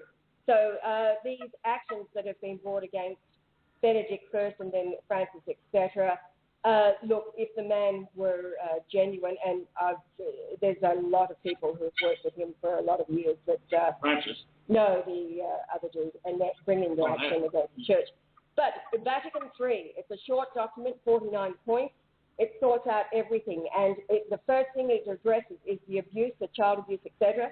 The perpetrators of it are to be arrested and detained forever until their death within prisons, etc. Everything has been handled and addressed in Vatican III. Vatican III was shown to Francis in the meeting that Benedict had with Francis on March the 23rd, 2013 at Castel Gandolfo. They prayed together, and then the 45 minutes that they had, without the media being present, it was only the staff of Pope Benedict there, including Father Giuseppe Civello, who uploaded the apostolic letter, and Sister Maria della Rosa, Pope Benedict's long-time housekeeper. She was also responsible. She called herself the biographer for these communications, meaning between the Christ and Benedict. Also, Georg Dan Swain, the Archbishop, he is the treasurer in the stoup right now. He knows who the Christ is. He has communicated with us personally when he was in position with Benedict. He went over to Francis and he has sworn an oath to Francis to say nothing about Brian Leonard Golightly Marshall, the Christ returned. So that was the information, the evidence given to Francis in that famous meeting that nobody has been able to report on. And Francis rejected, of course, in the meeting. You can read about that in the apostolic letter. And then, of course, it was April the 3rd. Actually, after that was March the 23rd, there was a public announcement to be aired over RAI TV, like the ABC of Italy. It was Benedict who recorded a public announcement that the Christ is returned, the image of the shrouded Turin, Brian Leonard Golightly Marshall, along with a lot of video information and the apostolic letter that was to go with the showing of the shroud that was organized by Benedict just after he retired. It was March the 3rd. He allowed the cameras in to display once again the shroud. So that was all to happen on or around March the 30th. It was a surprise to Benedict. We were communicating that, first of all, he was not informed of when the shroud showing was actually going to be happening. And the recording of the announcement was a surprise for Brian. He didn't tell us that he was doing this. What happened was Francis cancelled the recording that Benedict made. That would have been the worldwide public announcement. He cancelled it. He cancelled it through Alfred Zurich, who phoned RAI. They cancelled the showing of it. And then in Benedict's words, Francis himself talked about some useless deal on the day of the showing of the shroud. Then on April the 3rd, in the early hours of the morning, it was about 1:30 a.m. at Castel Gandolfo. Sister Maria was in the basement. She hears a knock at the door. Benedict had again talked to RAI and was furious about what was happening. He, angry, she went downstairs to get him water. She hears a knock at the door. When she says, "Who is it?" Men identified as being there on business for Francis. She says, "Go away." Benedict is in no mood to talk to anybody. She was wondering why they were there so late and coming through that garden entrance as they should not have been. You've got to come by helicopter to get into it. Yeah. Anyway, she went back upstairs, took the water to Benedict, went down to finish her job, which was something to do with folding laundry, I think, at that time. She hears another knock. She says, "Who is it?" She recognizes the voice of Archbishop Georg Dan Swain. Because she recognizes, she opened the door to him. He put his foot in the door. 5 men dressed in black ran up the stairs. Sister Maria tried to get up there to warn Pope Benedict what was happening and to tell that the traitor was Georg Dan Swain. He detains her, tells her that she is now going to be talking Maltese, and she is escorted away by 2 policemen that night. and she ends up on a jet and taken to a convent and drugged. She was drugged, taken to a convent where she spent a couple of months coming to terms with what had happened. She leaves the convent after she said the Mother Superior was an understanding woman. She wrote a letter, and she got to, from what we understand, America, where she got a letter to us that we didn't get until October the 26th last year while we were in Egypt. This came right out of the blue. Now, Father Giuseppe Civello, who uploaded the apostolic letter, it was reported to us by the same thugs that communicated to us, telling us that they were taking over, shutting down Benedict's computer. He would have no more communication with us, telling us also that they were escorting Father Giuseppe out of Rome, who was going to be defrocked. Also that Giuseppe's friend in Toronto, who was Monsignor Giovanni Rossini, he was being defrocked that night as well, and that Sister Maria was leaving the country, not telling us where. All of this is uploaded at our Scribd site for the world to read and to judge. Now, we also, there is the report that we got on April 13th. Giuseppe was shot dead by these thugs.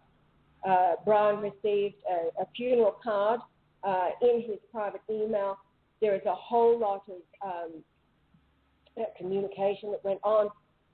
We know that the computer that was being used for communications that started where it was supposed to be Giuseppe, and then later he was supposed to have escaped and being shot in Cassardini in Sicily. The same computer was used for all communications, and it seemed more to us that this was coming. We were able to locate it on the satellite, Google Earth, that it's very close to a police station there.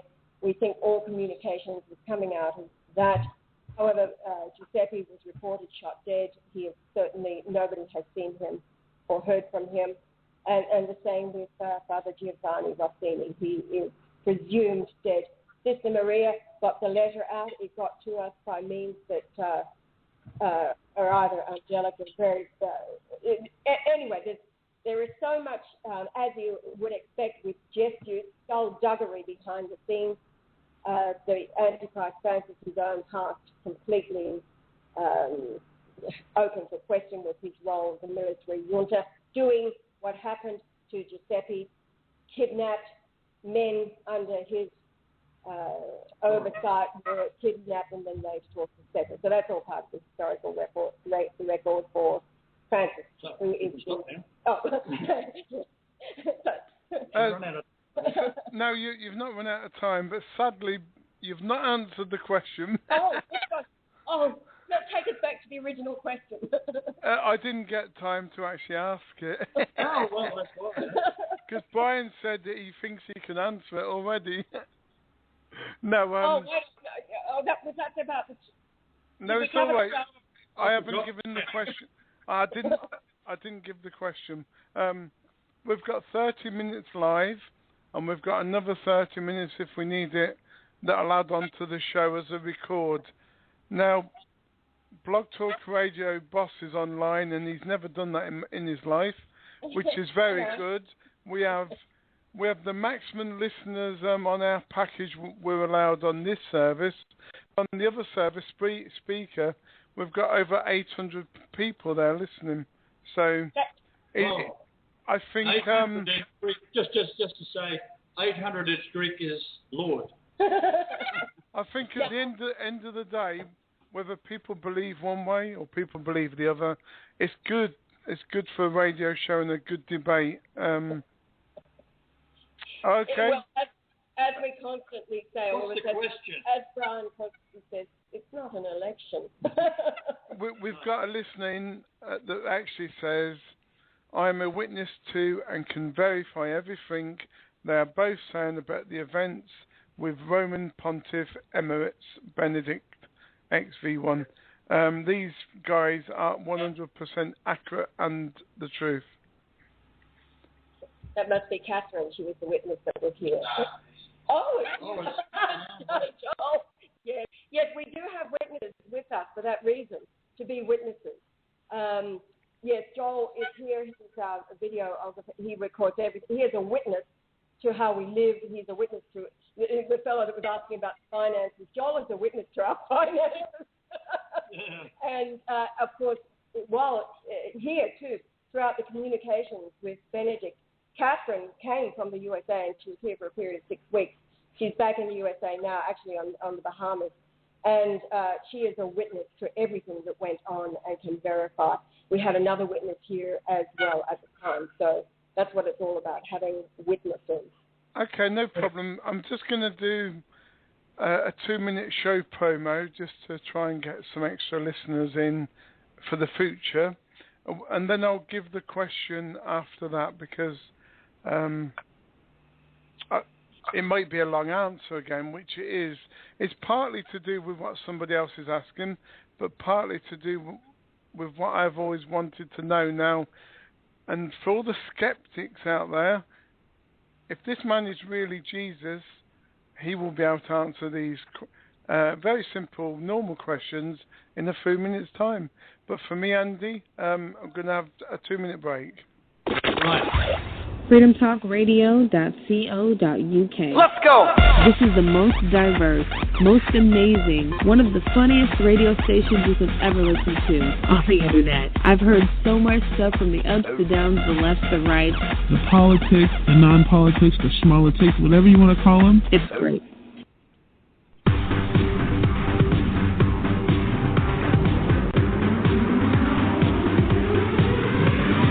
freedomtalkradio.co.uk.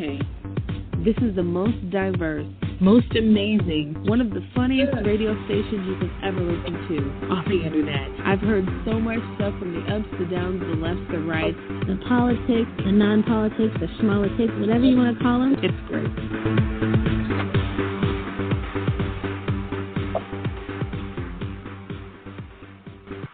Thanks for listening to the Truth Police Live with Andy Peacher from the UK and Timothy Spearman from Canada, Mondays at 12 p.m. Eastern Standard Time and 5 p.m. UK time.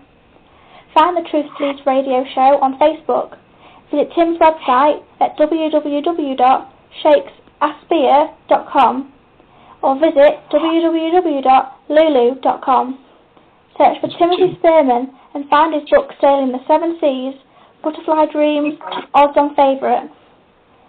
Visit the station's website www.freedomtalkradio.co.uk or email the show at freedomtalkradio2013@gmail.com or Skype us at Freedom Talk Radio 1. Thanks for listening to the Truth Police. We're going to have to get you guys to learn to mute your microphone, I think. But no, the question is... well, it's a normal question, but nobody has been able to answer it properly. In all the shows where I talk to people from the biblical world or the religious world or the good people society, spiritual advisors, they can't answer very basic questions. I think it comes into many parts maybe, but basically, very simply is, there's more than one question, I think, If God or Jesus, whoever he is, are they together? We're not sure. That don't really matter. But the person that is our creator, why, is there so many religions, and why, as a father, you can't make things more simple for us so we understand about because while there's so many religions going on, we're all going to be confused.com forever. So why is there so many religions? Why can't there be one? And if you're real, why can't you solve that problem? I think I have. That's an easy one. Well, do you want to answer it? I'll get extra. That's too easy for me. Well, there is only one religion. You're not going to do it. No, you won't do it. The religions, of course, you go back to the times where the popes have been corrupted. There's been good popes, there's been bad popes all the way through. There's Inquisition and these terrible things. There was times when you could, if you had the money, you could buy a dispensation, get into heaven for no matter what you did from that point on. As long as you pay your money to the church, you're in. And of course, this is where Martin Luther gets into it. Of course, being a German, he lived in a society where he was protected by the different lords in Germany. because Germans are pretty smart people, and they realised that the Pope at the time was a pretty evil dude, and the dispensation business is really what kicked it all off. By the Gutenberg press was invented in Germany, and what we got is the. Just a minute, I'm getting hurried up there. Right, long time. Will you let me answer it? No one's ever answered it. Take your time. Thank you very much. Oh dear. All right, so the reason there's so many churches is because the Catholic Church. They all know it's the beast or the whore of Revelation. And good people, of course, they break away from one religion and one platforms that say the Jehovah's Witnesses, they've got their ideas. They actually believe that they are Christ. And then you've got another religion like the Mormons that goes back to Nauvoo in, I think it was United States on the east coast. And he was a Freemason. And then they made a trick, and that started the Mormon Church. I actually was associated with the Mormon Church, and they realized that they had Christ on their hands, and they'd actually written a book on the Golightly family. However, once I got quite well known to them, I then stripped them all of their bullshit and said that they were full of nonsense. So that's another church. So all these churches got good people in them, and they're all looking for their idea of what God and Jesus is, and they're all waiting for Jesus to show up on a horse. But that all comes from your mistranslations of the Gospels in particular. But what you have, of course, is Saul, which is 1/3 of the Bible, is a Pharisee, and he's an implant, if you like, to prevent your people finding what Jesus was all about. And that's one of the stories. So everyone wants to be in paradise, and from my point of view, a good person's a good person. And I hope to be able to very soon sort out all the problems of all the different churches. In particular, what will cause that to happen is taking over the Catholic Church, because the Catholic Church is the one that started it, that's the one that's going to end it. So these other religions, hey, I got no problem with them, because they're all genuine people. Does that answer your question? It answers it for me. Andy, what do you think? Andy, does that answer your question? Maybe. Okay, then a little. The Catholic Church, Andy, the Catholic Church is why there's so many, because they all know that the Catholic Church is the great whore. So naturally, they want to be not part of that, and they can't understand how it could possibly be. So they all want, like the Philadelphia Church of God, they think they're the ones that's going to be the chosen Jesus when he gets back. It's not a church that I'm choosing per se. I'm just going back to the original. And the original is a reincarnation of Peter, who was the man that set the church up in the first place. So it's not a Catholic church per se. Well, for that particular question, that's good. I've got another small one, which will be then, if you are our creator, why do you let the suffering go on? Yes, that's an easy question again, but... That's an easy one, yeah. That's an easy one. I know from biblical terminology that, I won't go into the Bible. I'll just tell you that free will is your biggest enemy on the earth, and free will is what causes man to do the evils they do. But you've got to go back to the Babylonian secret religion of the Talmud. That's where the problem is, and people have been duped into trusting in these scholars that are Jews in particular, that are saying they're the chosen people. Well, they're self-chosen. They're not the chosen at all. So free will is your problem. And then you allow people like George Bush, who is the grandson of Aleister Crowley, a skull and bonesman out of Yale. And when England, for example, comes back, when their Navy ships come back into port, they fly the skull and bones. Hello? Does that give you some idea what's going on out there? You've all been duped by the powers that be, which all goes back to these people at the top, which are, and I advise you to read the Protocols of Zion, and we'll send you the Nilex report. And, Joel just said he'll send you the link. Once you read that, it'll give you a fair idea how decent people trust the authorities above them. They trust their preacher in the churches. And if you went into the churches right now, for example, I can cure AIDS, malaria, cancer, diabetes 2, and I know how to do diabetes 1, but I can't get a laboratory to go along with it. And any of the diseases, I've already been curing them. Is anyone talking about that in your pulpits? Not one. Even the people I cure still go off to their church and pray some bloody thing that they think is Jesus, when they got Jesus curing of AIDS standing before them. Right? It's incredible. They're brainwashed. So that's why you've got to become like a small child, get rid of all this religious crap and start again and deal with what you have before you. Me. Brian, listen, don't get me wrong. They were only teasing questions. I have no, what's the word? If you are Jesus, brilliant, that's a bonus. If you're not, you're still a very educational, historical, wonderful person to know. And as far as I'm concerned, and me and Tim has been discussing it, we don't mind you coming on to our show once a month as a regular slot. But also, you know, me and Bill, the station manager, we've already offered you your own slot on Freedom Talk Radio where you can build a sort of audience up together on your own. You're totally 99.9% real in my mind anyway. Sod the rest. It's only 1%. Yeah, well, I agree with you.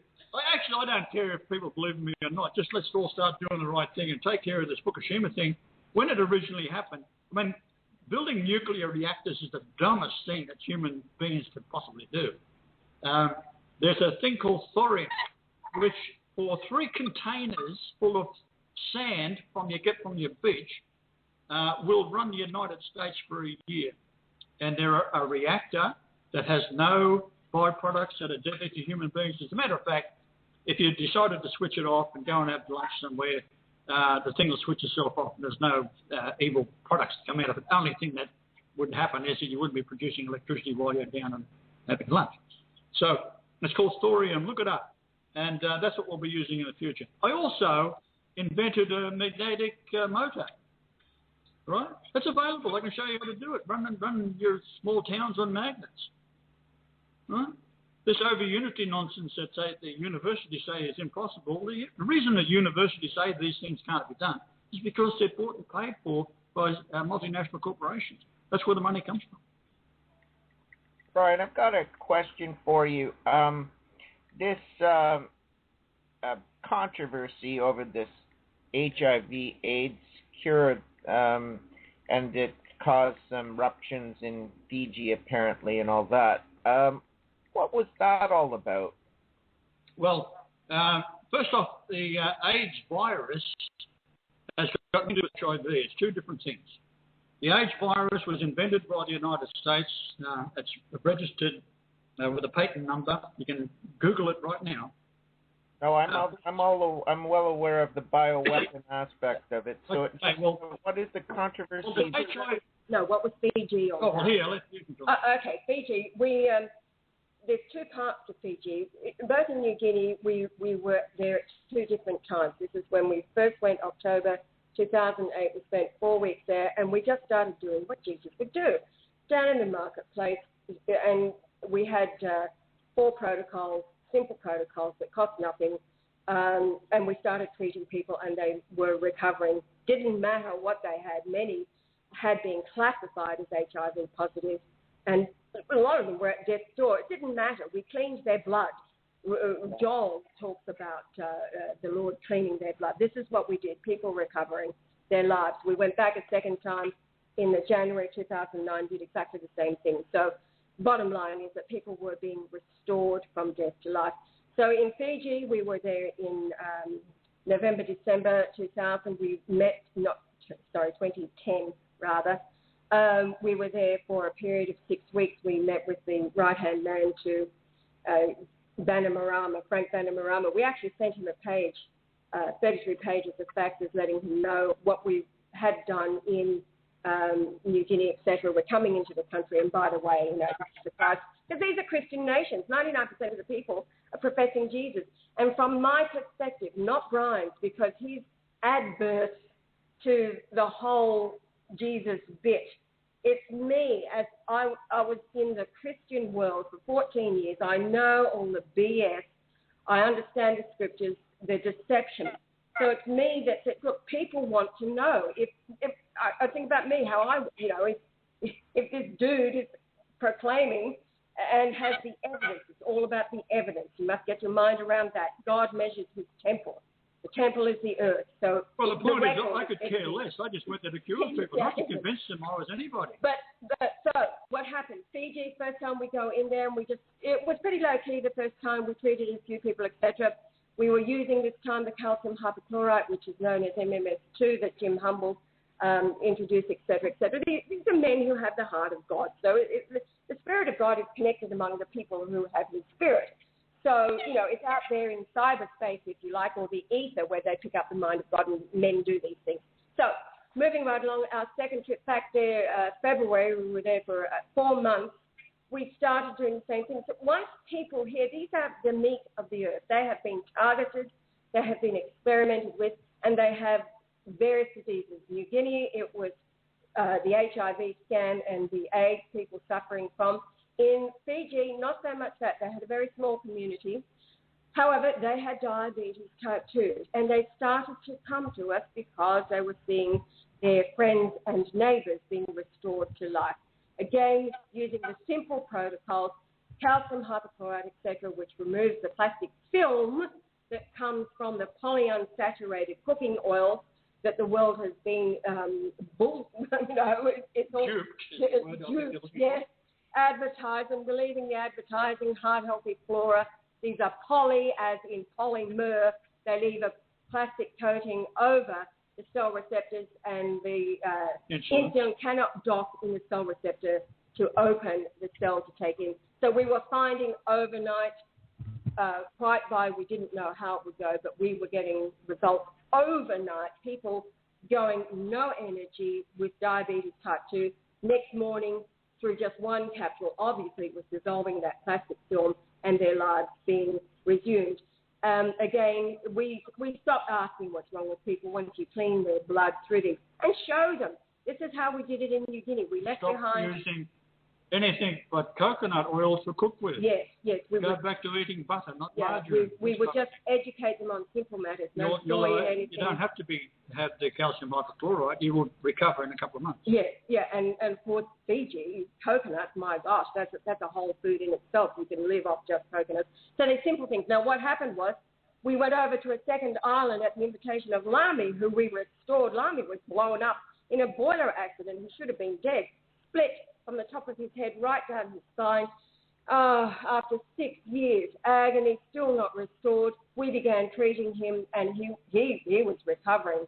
And he immediately, because he has the heart of a saint, began walking to the villages with all the equipment we supplied him with, and he began treating people and having the same results. So we go over to his island by invitation, and again, the villagers want to know. So and they're sick. Everybody is sick, and the only thing they want is to be healthy again. So, of course, we started giving out the calcium hypochlorite, which is you can buy it from any pool shop, any place on the planet. Well, I should say, in New Guinea and in Fiji, I kept on insisting to Ash, do not tell them who I am. Yes, right? well, I can't. All I'm doing is curing these people. Don't say who I am because they'll think it's crap. So, naturally, she tells everybody on the planet, and that brings the authorities against you and on goes. No, but in Fiji, it was because of the calcium. Now, the funny thing was, the calcium hypochlorite. Because you told everybody, and I said not to. Well, look, but the calcium hypochlorite, this couple in the village started to take objection because we were handing out. But what happened was, the people overnight again were recovering. One man had pain in his belly for years. So we just told him what to do, drink lots of water with the calcium hypochlorite, one at night time, one in the day. It becomes hypochlorous acid. Hypochlorous acid is your immune system. That's what your immune system produces to kill anything that's in there that shouldn't be. So the report came in back the next day that a number of people were feeling so much better already, yet these two complained about us to the authorities. So we were arrested, kind of. We walked down the street and were arrested the first time, taken over to immigration. You can't do this, you can't do that.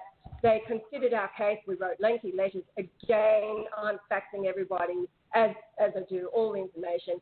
They said, okay, you can stay, but only as a tourist.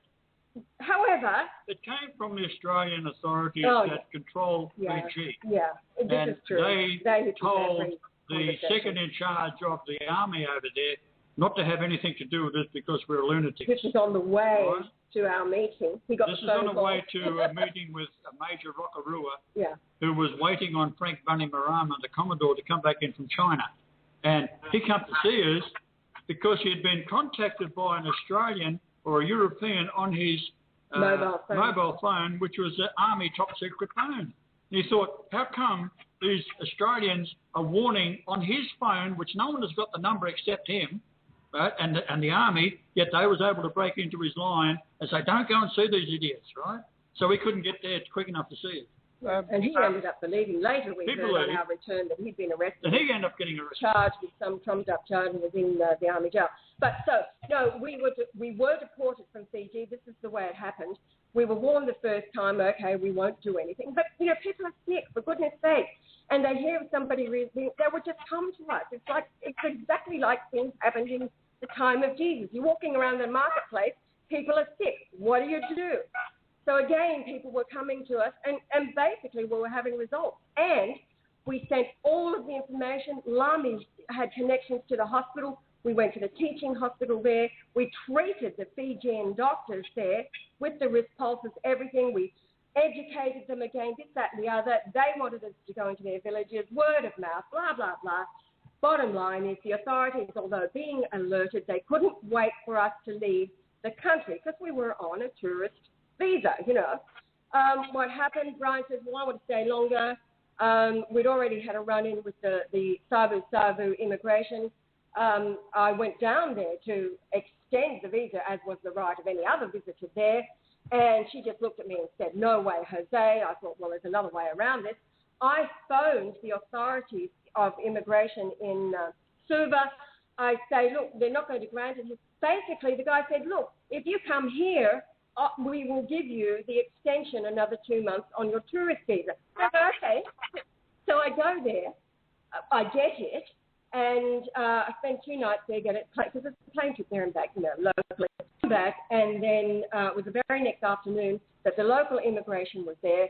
They were there with police officers to make sure that we were going to be on our original flight when we were going to be coming back to Australia, which was May the 29th.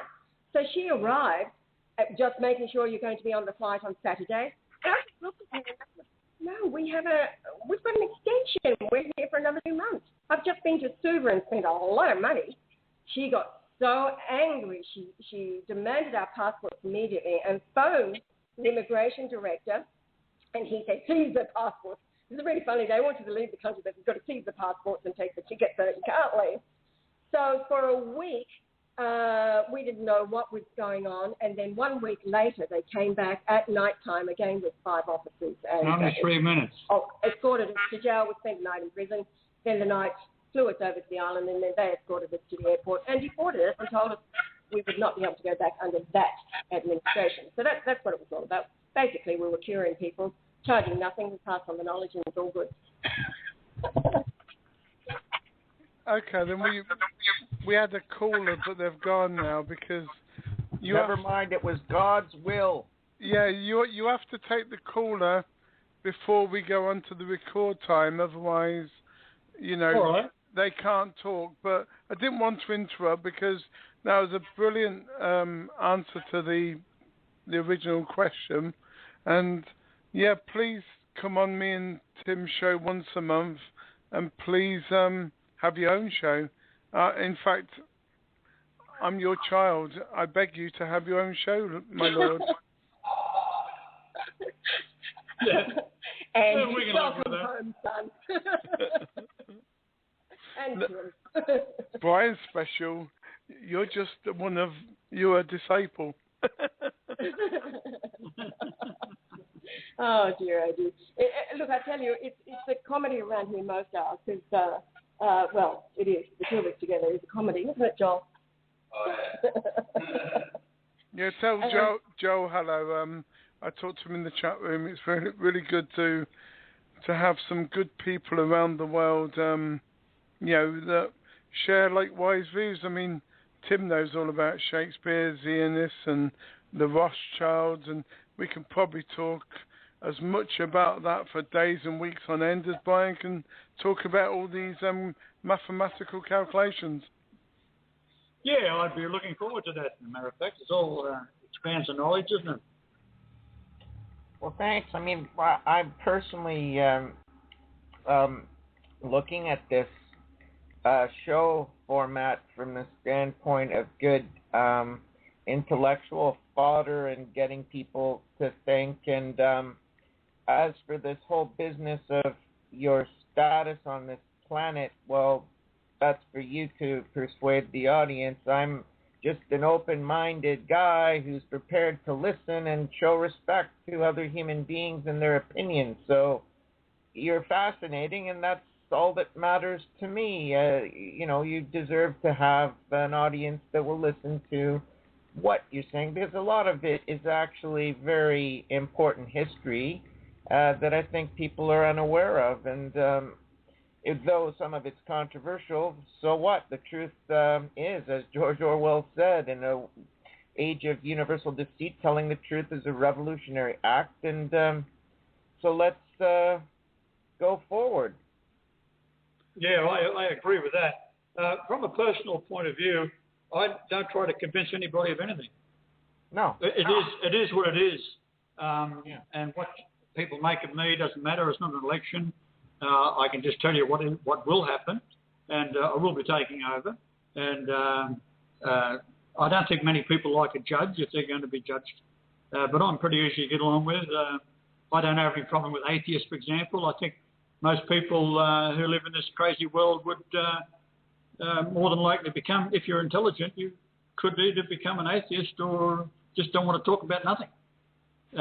But the reality is that we are all spiritual beings, and we all have souls, and there is a spiritual connection to us all as a universal spirit, and all we need really is the fulfillment of the prophecy, and as there's no one else stepping up to the plate, I'm reluctantly doing it. Excellent. One question. When is this? I believe you said later this year in 2014, you will be stepping up the bat as the heavy hitter and knocking it out of the park. You're going to be coming out as the world messiah or something to that effect. How would you put it? Well, what October 29th. Yeah. Yes, this is coming from Hirad, who was a Persian lad I was telling you about, who has got his friend who is an expert on the Hindi astrology, and he gave us the numbers and the dates, and I just then look at my age on that particular date and just see if it lines up, and it does appear to be that October the 29th is going to be a major breakthrough.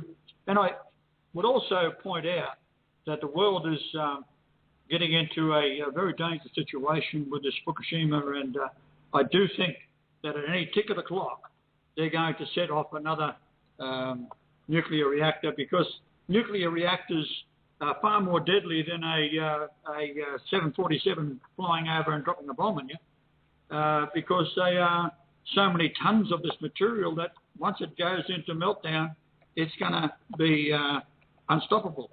Well, there is ways of stopping it.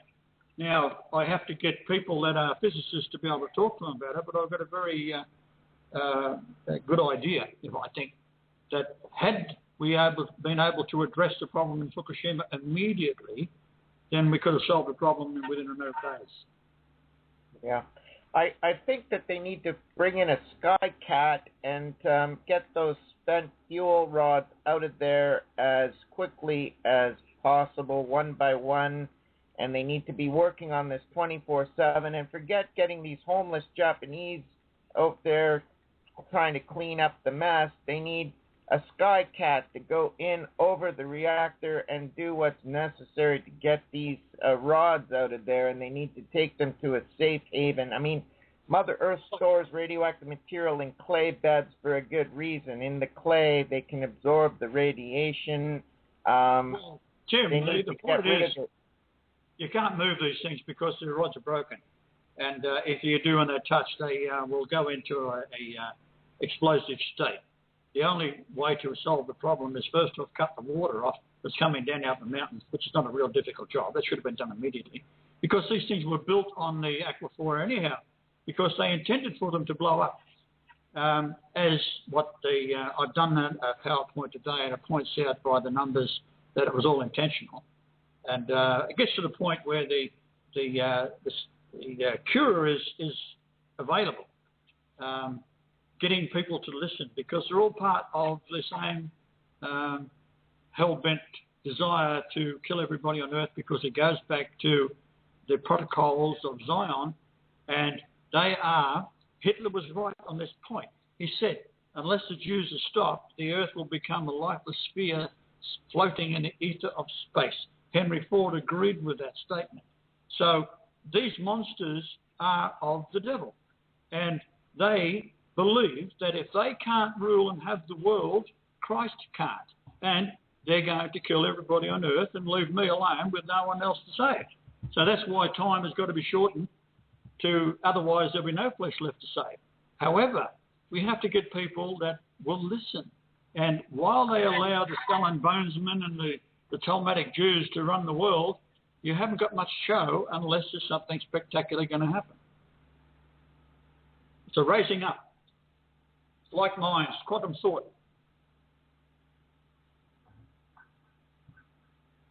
So this is what's all about. I've just been doing my numbers now. And 29th of October, add them together, 39. And I like number 3, so I divided it by number 3. Unfortunately, give me that number again, 13. Well, you're in line with Tesla, because he did everything with number 3s as well. Nikola Tesla. Also, 13 is not bad. It's the 13th constellation, which is Aphrodisius, and that's about crushing the serpent. That was Nostradamus. Oh, absolutely, yeah. Do you know what? Like I said before, you're full of information. It's all accurate. You know, who cares about the title? The information is more important. And if people want to believe, they do. And if people don't want to believe, they don't. But I do still think, you know, because I've not been brought up in any particular religion. I've just got this niggling feeling in my body still, in my mind, that God and Jesus, or whoever, you know, whether they're together or separated, they would do a bit more for me. But having said that, now listen to this story. Very simple one. We went through some trauma in 2006-07, me and my wife. We lost our children to CPS, childcare docs, you know, the social workers. Yeah, bastards there. Yeah, all lies and false allegations. But listen to this. The wife went to hospital a couple of days before the children were taken from me. Now, children were taken, and on that day, it's a bit of a long story, but not that much. On that day, the children were taken. I wanted to be near my wife. She was 100 miles away. And by that point, I'd had a few beers. So I actually said to the sky, you know, God, please help me, please forgive me. And because I'd had about 10 cans, to be honest. So I drove all the way to Inverness, which was 100 miles from where I lived at the time in Scotland. I never actually caused no problem on the road. I think God was with me. Saw the wife. Anyway, a couple of days later, went back home, and I was sitting, it sort of hit me then. I sat in my living room, and this is what people don't realise, but this is a very true story, as much as I'm sitting here today. I looked up with my hands and prayed up to the Lord and said, if you really love me, I was demanding, I was really angry with the Lord because I never had him in my life. I said, come into my life, take over, make me a better person. And if you don't send somebody by 3 p.m., this was probably about 12 noon, in 3 hours, then Oh, number 3 comes in again. Oh dear, what a coincidence. I gave him 3 hours to send me a message. And guess what? And this is as true as I'm sitting here now. Knock on the door. Okay, it was a Jehovah's Witnesses. But put it this way, if it wasn't for them and their holy scriptures for the next 2 or 3 years, I would have never, ever, I don't think, have got over what happened. And nor would the wife. Somehow the scriptures helped us. Yeah, well, they're good people. I like Jehovah's Witnesses. But yes, now it's interesting, Andy, that you should talk about the Jehovah's Witnesses, because they had it right. They, like going back years ago, and of course the kingdom does come to the earth. That's the whole point of the earth. The Lord's Prayer, thy kingdom come, thy will be done on the earth as it was in heaven. It's because the solar system, we've moved back, we've crossed over into the side of the north, which is where the creation took place. But yes, Jehovah's Witnesses actually had it right regarding the pyramid and all kinds of things. And then some other dudes at the top decided that the Millerites and Robert. Yes. Anyway, they changed tactic, and I just think of it this way. You're here now. Yes. Also, you know how the Tavistock Institute has been used to capture the quantum of the masses' thoughts through hypnotic TV, their history, everything that has been orchestrated against the mind of man. Now, Isaiah, it talks about what the task is of the Father, and it really is about bringing the strength of man back down to the earth. Now, the strength of man is their mind, and deliberately, mankind's mind has been captured and hijacked. It's focusing on aliens. It's focusing on all things out in space. When the battle is over the earth, over mankind, that takes place on the earth between the Antichrist and the Christ, who are here on the earth walking around in bodies of flesh. Can you imagine only the Catholics on the planet, the 1.2 billion that is recorded there are, all coming into agreement, all thinking the same singular thought, that is, rejoicing over the news that the Lord Jesus Christ, the Messiah, the Savior one that everybody has been expecting, is here. And guess what? He has been going through hell with everybody. He has not left you alone at the hands of these beasts and monsters whose only desire is to kill you all so that he cannot have you. So getting people, even the seed, the thought, the words planted in their soul by hearing us tonight, for example. It may be that 90% refuse to believe, but the seed has been planted and they will not be able to forget it. It will grow within them. And then again, over time, if you think of it as a locomotive that is gathering speed, Yah has always said that the judgment is like a coming freight train. It's inescapable, and you'd better get off the train track as he's yelling at you to get off it. So capturing the quantum, they have understood. That is why, as Jesus, he gave his disciples the Lord's Prayer. It was about the quantum.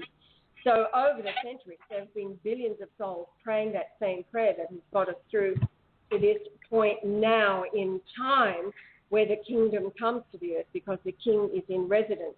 Now it's time for a change of quantum to understanding he is here, and so coming into line with his very simple plans, capturing, taking back the earth, his creation, and of course the hearts and minds of mankind, and beginning to heal them, cure them, not only physically and emotionally and spiritually, because everybody has been, if you like, harassed, tortured, and those that have died, paid with their lives, they are to come back into, they will be born again back into the conditions upon the earth will become paradise because the Christ is taking over. The kingdoms of this world become the kingdoms of is Christ.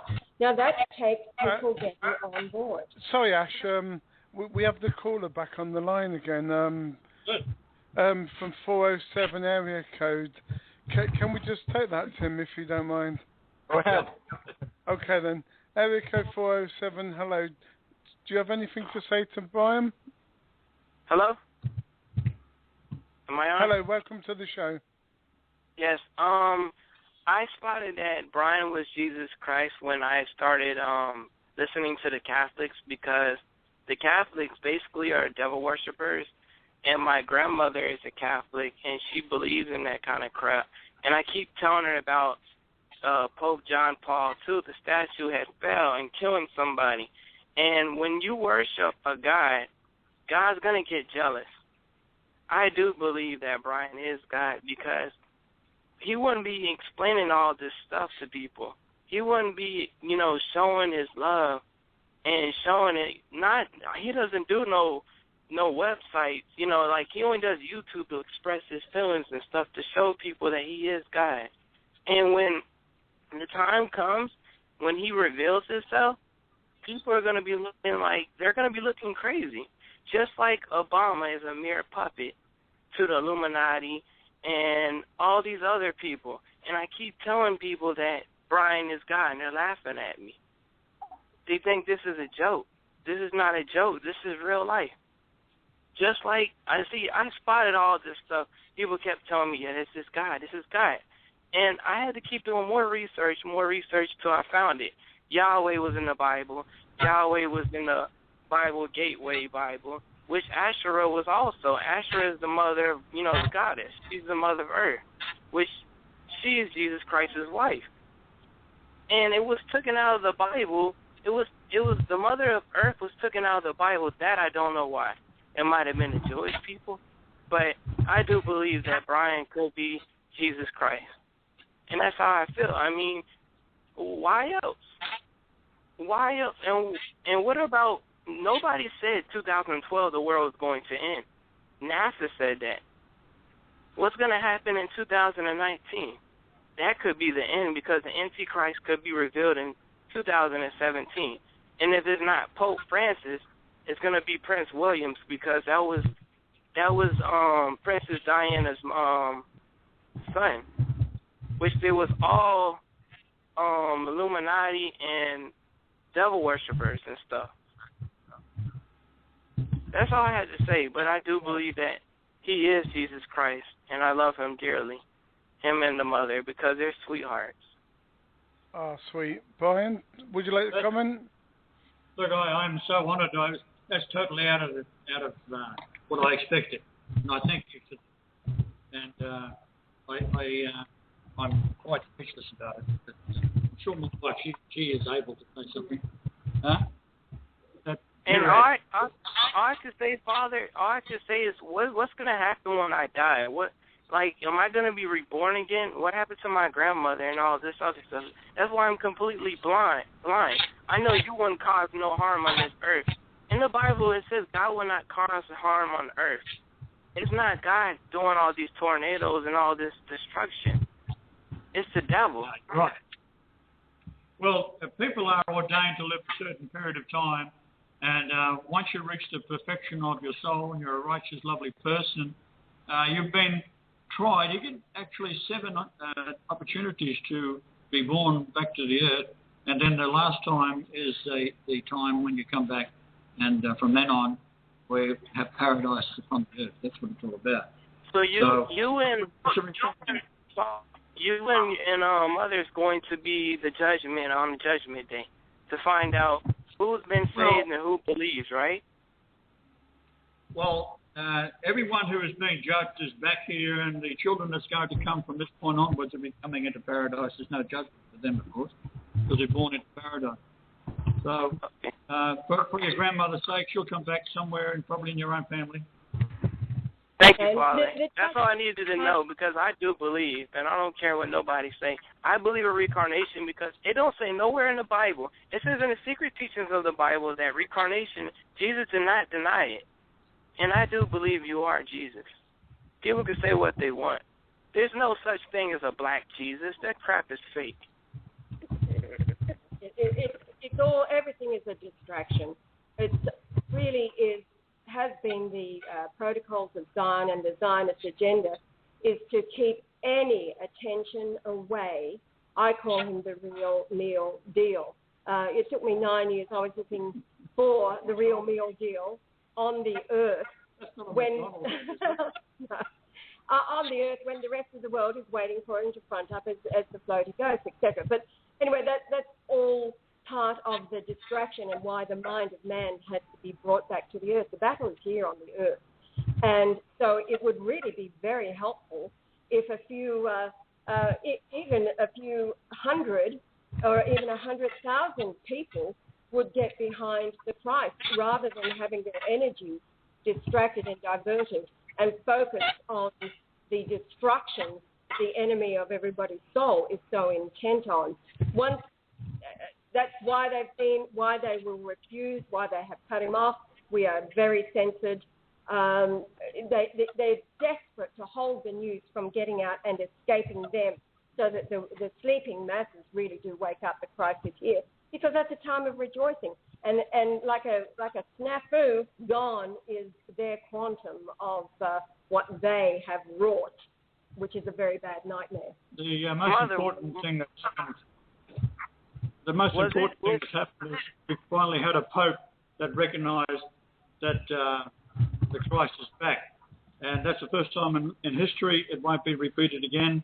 And the Catholics of the world, once they find out about it, they're just like the Protestants. They just want to be living in peace and love, and the church is going to be reformed into a loving thing, where I'm sure that the other religions that from the Protestant family would have no problem with it, because we're going to welcome them into a world where they will share in it. And it's not just the Catholics, it's for everybody. And that's what the kingdom of God is. It is a literal kingdom. And the king must be in residence for a kingdom to exist. So, Father and Mother, I got a question. Was it Brian that knocked down that Pope John Paul statue from jealousy? No, the angels did it. Yes, the angels orchestrated it. Look, I don't really care about the Pope. I don't really care about the Pope. I care about y'all. That's what I care about. Yeah. I care about the Father and the Mother.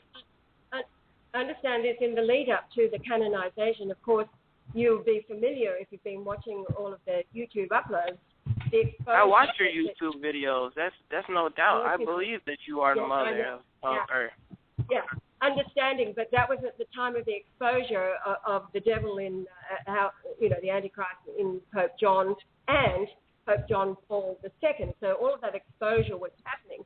And when I read about the statue falling over, as awful as it was for the one that actually got killed, however, it was another sign. These things are signs. Now that young man, his soul is safe. He will come back into paradise. But these things, the angels orchestrate. It really is, they are trying to get through, to wake up. Brian calls it the idiot out the front.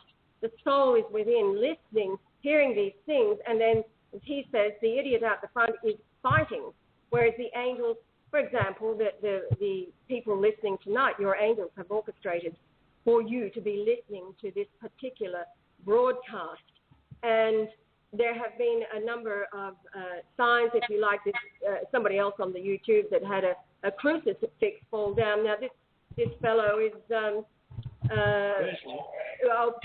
Begley, who found Paul. Well, Paul was a devil. As Jesus, he warned us that there'd be one that would come after him who would preach the things that he didn't preach and teach the things that he didn't, and pervert those things that he did teach. And, of course, Paul was not around at the time of Jesus. He came, and he wasn't an Essene. He was a Pharisee. It was an infiltration. There was no conversion on the road to Damascus. It was Lucifer, if anything, that appeared to him, and it was an infiltration into the Essene community. And he was responsible. He followed Peter to Rome. He was responsible for the upside-down murder of Peter, who was the apostle upon which the Christ will build his church, but it's all to do with now, future, now, and that is Benedict. He is Peter II. He is the Petros Romanus. Books have been written. Men have pontificated about this, that, and the other because they really think that they know.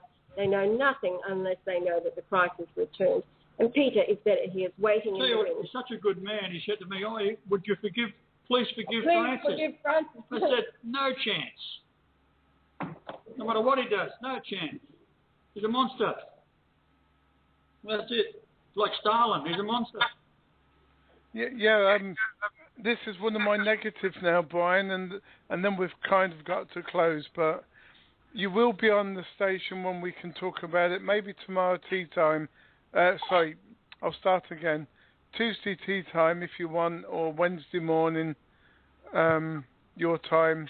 We can talk about you coming on the show on the regular slot. But my last negative question, it's not from me, it's just from how other people will think is, you know, if you're really our creator, even the bad people, surely you'll forgive. It's all a matter of wanting forgiveness. Like, you could take a person who has done some evil things. If they are truly repentant, then they're forgiven. That's automatic. Oh, that's true. You got it bang on in that answer. No, but the likes of Obama and those people, it's going to take some doing. Yeah, well, they probably don't want forgiveness. They, you know, they just want to be bad people. They just want to control. They're not bothered about religion, their creator, or the Ten Commandments. They just want to control. So, well, he has a job to do. He's a puppet himself. It all goes back to the Rothschilds at the very top, control him. Just to let you know, Obama knows very well that Brian is here and who he is. However, he is controlled, and so is his wife. She's been compromised with her lately. And what is interesting, this is interesting because this is the time when people around the earth, they're having dreams and they're having visions. And Joel is one who has prophetic dreams. Our son Adam is another one. But Joel had a dream. This was some time ago. It was really quite a surprise. Obama has all of the information. It was sent to him by a believer in the USA who has done an amazing job at informing all of the politicians over there. I mean, she's really got it out there, and he responded to her. But Joel actually walked out and he said, "I just had a dream that Michelle Obama was looking for Obama in this house that we live in. And when she found out that he was here with us, she was relieved. It was like, okay, I can stop panicking now." Now, that I thought was very interesting because Obama himself apparently hasn't been playing the game the way the Zionists want him to. And certainly Netanyahu and all the rest of it, they've been really ticked off with his inaction over going to Syria. We know what the USA has been doing. We know everything that's been going on. But I just thought that was an interesting short dream that Joel had. So bottom line is, yes, people have to want forgiveness and be truly, and of course repentance means doing a 180, turning to go in the opposite direction of where and you've got to walk the talk. And the angels are there. It's really the angels who are the executioners. They are the witness, and they know when somebody is fooling. They know who is who in the zoo. So it all has all been set up in that respect. But the awakening is beginning to occur, this breakthrough with Benedict making the announcement.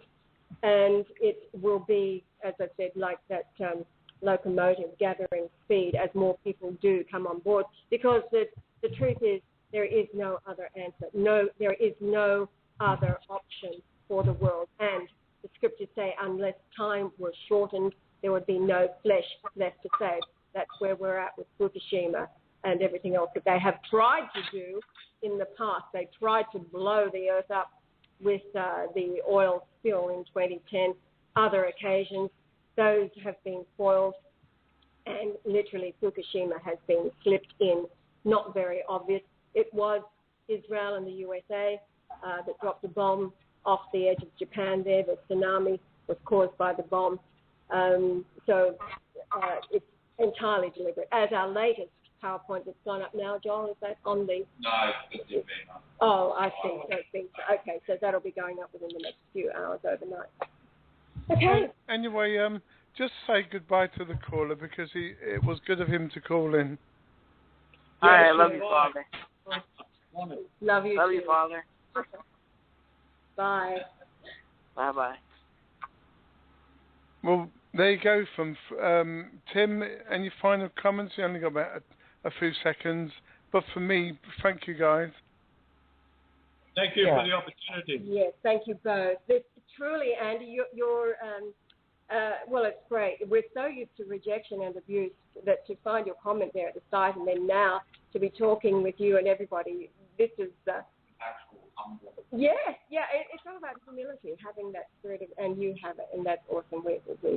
I miss the social media, bring the people in. Tim is the historian that knows what he's talking about, and between us, we get people here. That's awesome. That's wonderful. And as I said to you, look, Brian has wanted the English to come on board for a very long time. So if this is the beginning of the English coming on board, as in more than one or two of you, we have two in the UK, then it's totally, three in the UK, then that's totally what has been necessary. Of course, the Christ family is English. Any final comments, Tim? Yeah, just thank you so much, and it's been great radio, and I have the utmost respect for your views, and I agree with several of the points. In fact, I think your reading of history is correct on the whole. Where I would only qualify things is by saying it's not Jews as such that are at the heart of the blame, but the synagogue of Satan, as Jesus himself had claimed. And so we need to be careful about blanketing a whole group as being a problem. Timothy, I know exactly what you're saying. When we give you the links, you go back and then again more information. You see, it's the Jews who call themselves Jews and are not. Actually, as Jesus, he was the king of Judah, the tribe, and Jew was kind of a slang name. We are talking about the Pharisee, Babylonian priests, etc. Everything comes from Babylon. Today, of course, it leads down from that time through to the Ashkenazi, the Khazar, etc., the synagogue of Satan. Yes, I'm in total agreement with you, 100%, yeah. Yes, and so we do make the distinction. However, when you read deeper with these men of history who have exposed exactly what's going on, there's I'll send you the link and make up your own mind, because it does bring even more light to that we already know. I've had friends that are Jews. I don't have any problem with Jews. No, I wasn't implying you did. I'm just saying I'm just trying to straighten it out in the minds of the listeners, that's all. Yeah. The average Jews are all right. Now, Joel just said the link to those documents are in the chat room, so download them and keep them, because we found that we can't upload them to the Script site. They banned us from doing that. But good to have. Well, I can show you how to upload them PDF documents. I've already got them. Tim has already got them. So in the future, in the next couple of days, I can show you how to put them on your website. It's very simple. You cut and paste it, but there are other ways as well. Yeah, Joel. That's what Joel's been doing. Yeah. So, he's our man.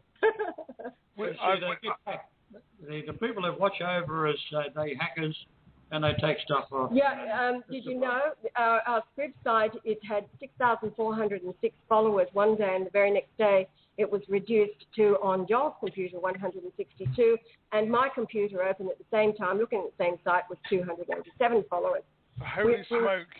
Holy smoke. That only happened in February, and then we've rebuilt back up now to we have 927 followers, and the view counts are up around 58,000 now of readings of the document. So it's out there. People are reading. So basically, the quantum, if you like, is unstoppable. We're running out of competition. There's all these people who want to be Christ and so forth. They're dying and they're falling by the wayside. So I've always said I'll be the last man standing. So bring it on. You probably will be. And we didn't even tell you about the truck crash in 1978. That was a huge. But it was at the age he was as Jesus on the cross. He ascended into heaven bodily, crashing a logging truck in BC, Canada. That was interesting. But that's another day. Yeah, I've sent you Tim's details on Skype, so you can probably connect, and we'll talk maybe tomorrow night. You know, yes. Hang on, sorry, today's Tuesday. I get mixed up because you're in Australia. Today, tea time, early evening, because I'll send you a telephone number, and I'll explain why you need to call this number if you can. If not, I can connect you to the number, and you can chat to this very good radio sort of host, and he's very, very familiar with your sort of work. Okay, we'll leave all the details here at Skype, and yes, we'll do that tomorrow. Yeah, it's 4:36 a.m. You have a little sleep and a little rest, but me and Tim's got to go now because it's the end of the show, and Freedom Talk Radio welcomes you as a host when we sort out the details. Thank you. Thank you very much to everybody concerned. Yes, thank you to everybody who's been listening. Thanks, Tim. Yes, thank you, Andy. Thanks, caller. Thanks, caller. Nice.